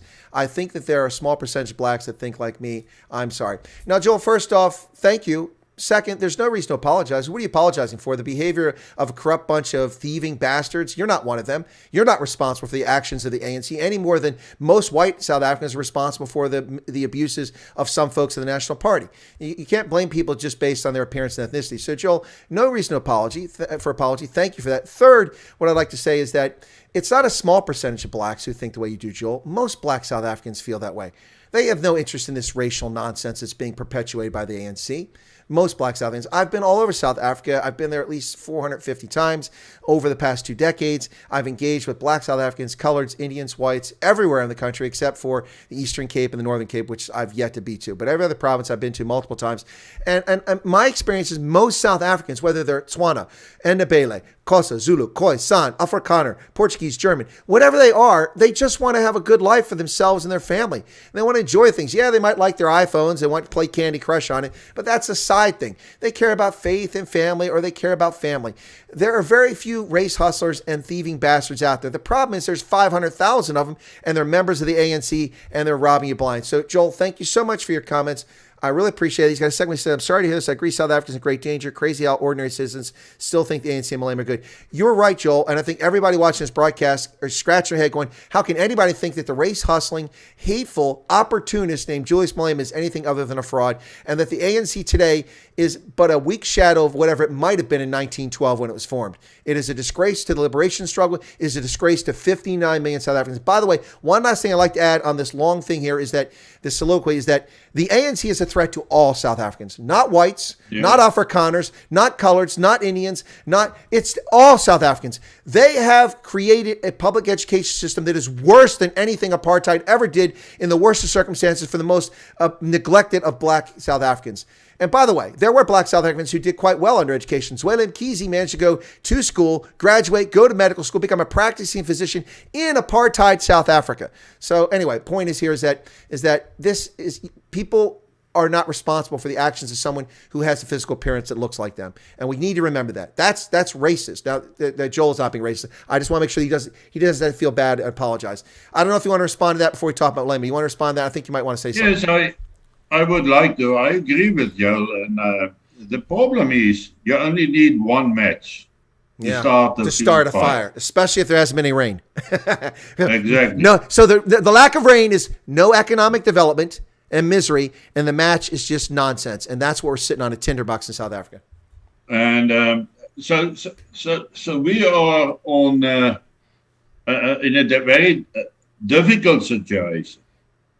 And I agree with the fact that most South Africans don't want it. And then I'm talking of all races. Exactly. But it just needs one match to ignite this unhappiness. Just remember that the people most neglected by government is the people living in the squatter camps. Informal settlements, 100%. I mean, there's people living from 350 rand, while a former minister pleads in court after being found guilty that they mustn't be too harsh on her because she only receives 130,000 rand per month. It's just insane. I mean, I don't even receive half of that, or a quarter of that. Yep. And I'm surviving fairly well. Yeah. But the court must be lenient because he only earns a very little amount of money. And other people receive 350 Rand a month grant, and I don't even think everybody is receiving that grant that needs it. No, not a lot So of where people. do they go? If they are hungry, if their kids are hungry, where do they go? What do they do? Yep. But that can be the spark. Yep. And what happens then, we have no control over. Mm-hmm. That's the problem. But otherwise, I agree with Joel 100%. Well, and Joel just said, love this. Thank you, guys. Hey, Joel, if you're not a subscriber, please become one of this channel. We are shadow banned heavily on this channel. And I can just give you an example, not to whine about shadow banning, but there's a lady with like 2,000 subscribers who had 360 people watching her live stream of her sitting in her car eating a burger this morning, talking about the truckers' convoy. She knows nothing about trucking. I'm not trying to denigrate her channel, but she knows nothing about what she's talking about. She's got 360 people, and she had 15,000 people watch her live stream last night. It's insane. I saw another guy. Now I did an interview with the organizers of that convoy, and I got 300 views on it. That's because my video is hidden. It's not promoted. So please spread the word. Let people know about it. The only way this channel grows is by people spreading the word. We're very grateful for Wyatt's audience. A lot of folks come over and join from that, but we've run into a stumbling block here. We used to have a channel. One time I was ahead of his number of subscribers. I had about 7,000 more than him till my channel was eliminated. And then my new channel, we're struggling. So if you can spread the word, we really appreciate it. Now, and Joel, thank you for joining us. And see, this is the thing.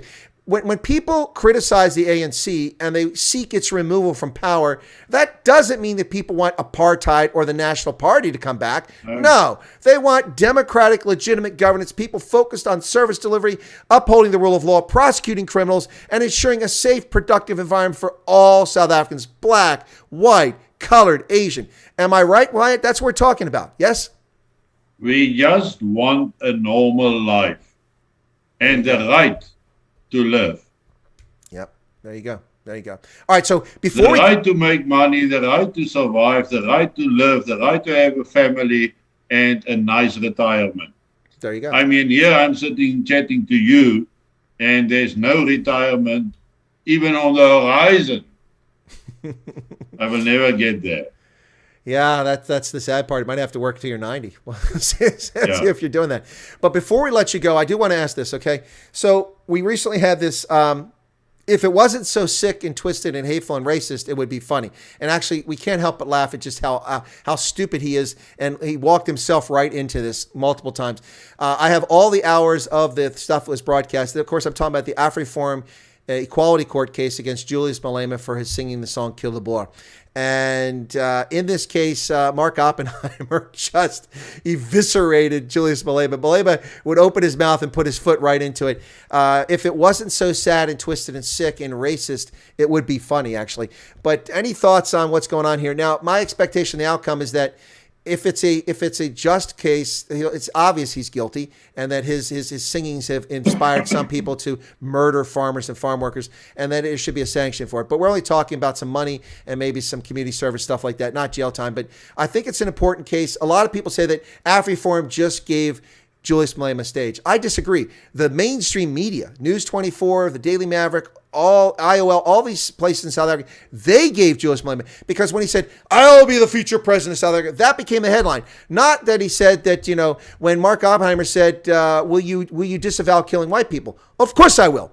Make the vow. I will not do it. I will never say. No, I will not say that. So that doesn't make the news. I don't blame AfriForum. I think they took the right approach, but I do blame the media for misreporting what was said there. Any thoughts before we wrap up here on Julius Malema? Juju, the inconvenient youth. Yeah, what AfriForum is doing is a good thing, at least trying to bring them to court and bring it under the attention of people. Mm-hmm. The media, the media is so out of touch with reality that you can't believe it. And they are playing the scenario of the politicians and the money power behind it. Julius Malema would never have become Julius Malema as he is known now if it wasn't for the press. The press built Julius Malema into what he is today. But Julius Malema can be that one match. Uh, to an extent, I agree with you that it is almost laughable. But at this stage, it's not laughable anymore. It becomes a very serious matter. And I do not agree with everything that AfriForum is doing and how they are doing all their stuff, but that's irrelevant. At least they are taking them on. Mm-hmm. At least they are bringing it to the attention of people. At least they are doing something, which nobody else is doing. Okay? Yep. So at a point, they might fail to take it any further than that. But then is where our national emergency plan is coming into action. Mm-hmm. So as long as AfriForum and all other political parties who is fighting the ANC on different levels is sort of pushing D-Day to the side, it's good. But eventually I believe that the country will collapse before we have reached a state. And I don't think Malema will be found guilty. There will be some or other thing being thought out. The court will deliberate very long about this. But in the end, he will walk. And even the case where he fired the AK into the air, he probably will just get a slap on the wrist. Boy, his defense there is comical. They've been caught red-handed modifying the firearm. Yeah. But if it was one of us, he would have already been locked up. Long ago. Yeah. Exactly. Yeah. And that's the danger that exists in South Africa, because the people are getting fed up with this inconsistent handling of similar situations. We have this case of the farmer who protected himself and somebody was killed, and he was kept 8 months before they gave him parole. Yep.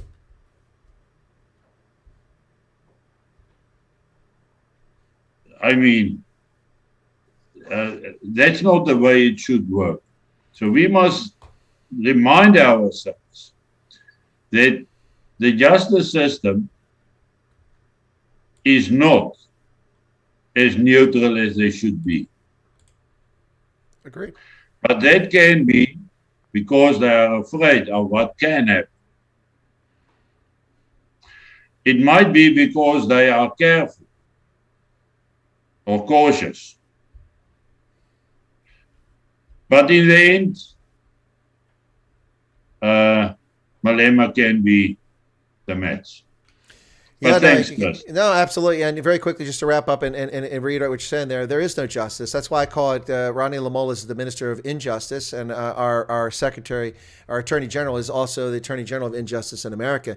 We see it on both sides of the Atlantic. We see the guy who walks into the building because he's a symbolic symbol with a buffalo horns on his head, this shaman. He gets 41 months in a federal prison for that. And then we see an actress come out and whine about Jussie Smollett getting 150 days in jail for defrauding the country, trying to stoke a racial war, and lying about creating a complete hoax, which cost over $120,000, well over $1.5 million, 1.8 million rand in costs to the city, not to mention the danger of cops running around trying to investigate people. And so she thinks he shouldn't get any jail. He's being lynched because he's black.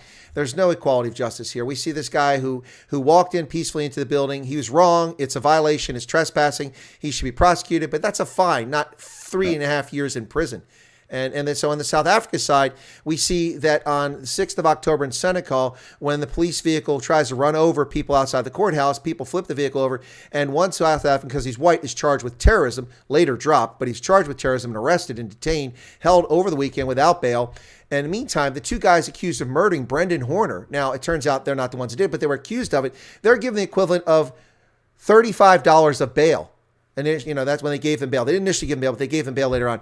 There is no justice. And we see Julius Malema inciting domestic violence and terrorism against Clicks locations. 43 Clicks locations attacked, one of them with a petrol bomb. Their damage destroyed, endangering people's lives, trying to get their life-saving medication to come and get their meds. They can't get it because these thugs are there. No charges. We see 100 people authorized by a foolish judge at Brockenfeld to protest in front of the school, and 3,000 to 5,000 EFF supporters show up with pongas, knob carries, and golf clubs, and marching in impi formation towards it, trying to threaten and menace the school, and no charges filed for that. There is no justice, especially if you're not the right person in the justice system. And in the U.S., it's not restricted to skin color. It's political ideology and where you sit. In South Africa, it's a combination of the two. It is caustic. It's a legal system, not a justice system, and people need to remember that. Go ahead, Vine. Yeah. Now, I agree with you. My last comment is I think you should put on your woke hat now. It's time for that. And awake, not that woke. Is the problems in your country, the problems in this country, the problems throughout the world is caused by the wokeness. Yeah. So, to an extent, when we are going to experience our huge problems in this country, you and the rest of the world will probably experience similar happenings, because things happen in concert. Yep. No, it's it follows suit, one place to another. Yeah. But Chris, otherwise it has been nice talking to you again. I don't know how long I've been busy. 2 hours. 2 hours, man. No, we've run over. We usually shoot for 1:30 and try to end a little bit before that. We've run over, but we do need to end it here, folks. I want to thank everybody for tuning in. We'll be back fortnightly. We'll come back in a couple weeks. We'll do this again. Fireside with the Colonels. Hadakol. That's what's getting hit right here, where legends are forged in the embers. Anyway, thanks a lot. My co-host and colleague, Wynand du Toit. Bye, Donkey. It's always a pleasure to have this conversation with you. Thank you, Chris. Yes, I enjoy it as well. And I must say I get very good feedback from people who is watching the show every time. And that is great. Of course, otherwise, why are we doing it? We are doing it so that people, can listen, can chat. But what we did not do tonight, we must do next week, next time again, is a little bit about the army itself. But there's too much things happening. No, absolutely. We didn't focus on that. So I did kind of go into a little bit from a standpoint of, the cadets doing drugs and the impact of leadership, but we didn't talk about our experiences. And I think people tune in for that. They all want to hear the war stories as well. We'll get back to war stories in the next one, but there was just so much to talk about today. And I did warn people at the beginning, there's a lot to talk about today. So we did. Anyway, it's been a Leka conversation as always. And take care of yourself and keep well. And I'll reach out to you sometime soon about the radio station, see where it's going and when I might get an opportunity to get my show on there. Great. Okay, Chris, you stay well. All right, take care. All right, Bye-bye. folks, there you go. Wynand du Toit, former South African Defense Force officer. Let me put him in the waiting room, and I'll let him drop off on his own there, and then I'll wrap up this stream. Oh, he got off on. He's off on his own.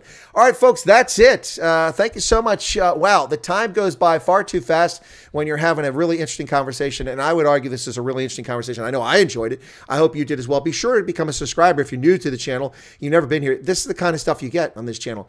And whether we're talking about macadamia nut industry in South Africa, which, by the way, the world's largest exporter of macadamia nuts, congratulations, overtook Australia a few years ago, and they lead the world in macadamia nut exports. But whether we're talking about that, or we're talking to Steve Hofmeyer, or we're talking to members of South Africa's parliament, or we're talking to musicians and Americans, next week on this channel, Kevin Sorbo, Hercules, and Captain Dylan Hunt of the Andromeda Ascendant from the Systems Commonwealth will be a guest on my channel next week. The date yet to be announced. Additionally, we're going to have the Fish Gods on here tomorrow. Dan O from Dan O Seasoning will be on the program.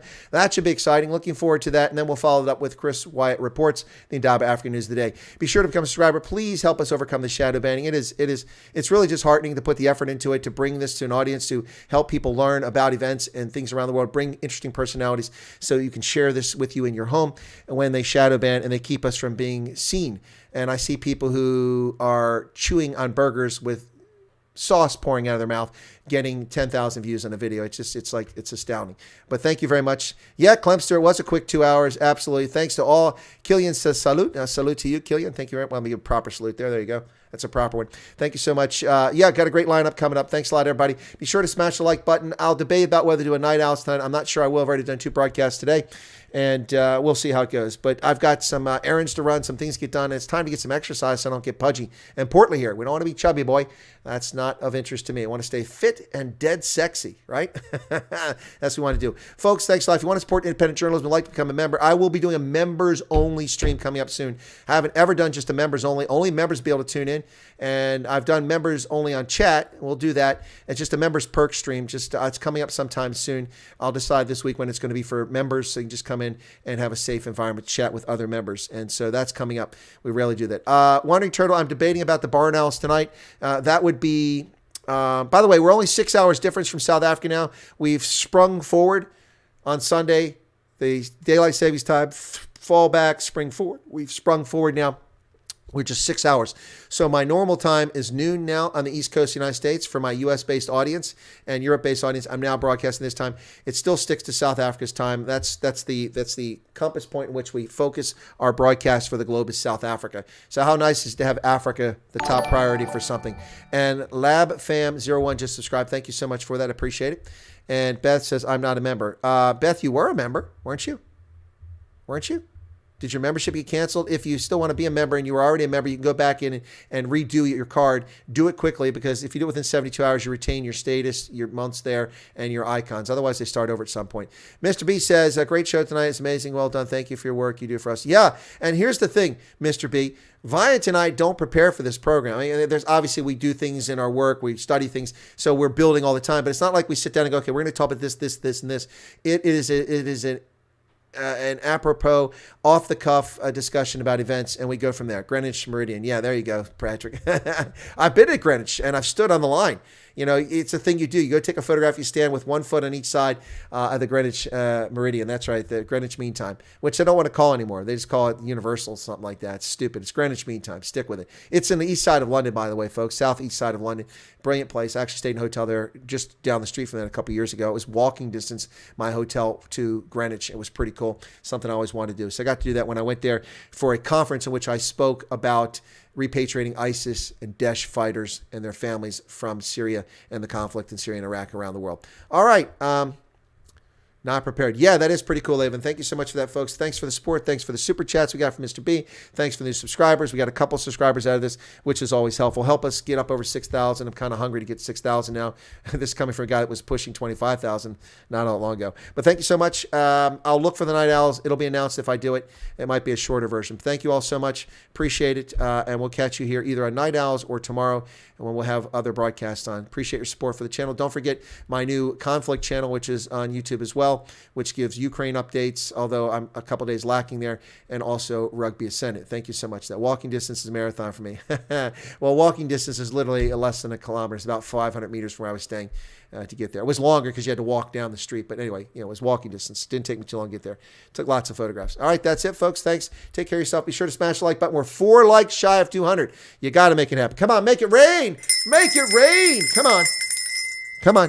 196. Got to get to 200 likes. Come on. Come on. This doesn't warrant 200 likes. We had over 200 concurrent viewers during the stream. We ought to be able to get there. 196. 196. Can I get 197? 197. Can I 198? 197. 197. Okay, we're here in the right middle. The elderly lady over here in the summer dress. Can I get 199? 199. Can I get 200 over here? The gentleman from Durban. Come on. 200. 200. 200. 200. Going once. 199. Going twice. Come on. Give me 200. Give me 200. Make it happen. We're not going to get there. All right, folks. Thanks a lot. Take care of yourselves. Appreciate it. And we'll see you here in a bit. Cheers, everybody. Make it rain. 200 likes. We got there. And the crowd goes wild.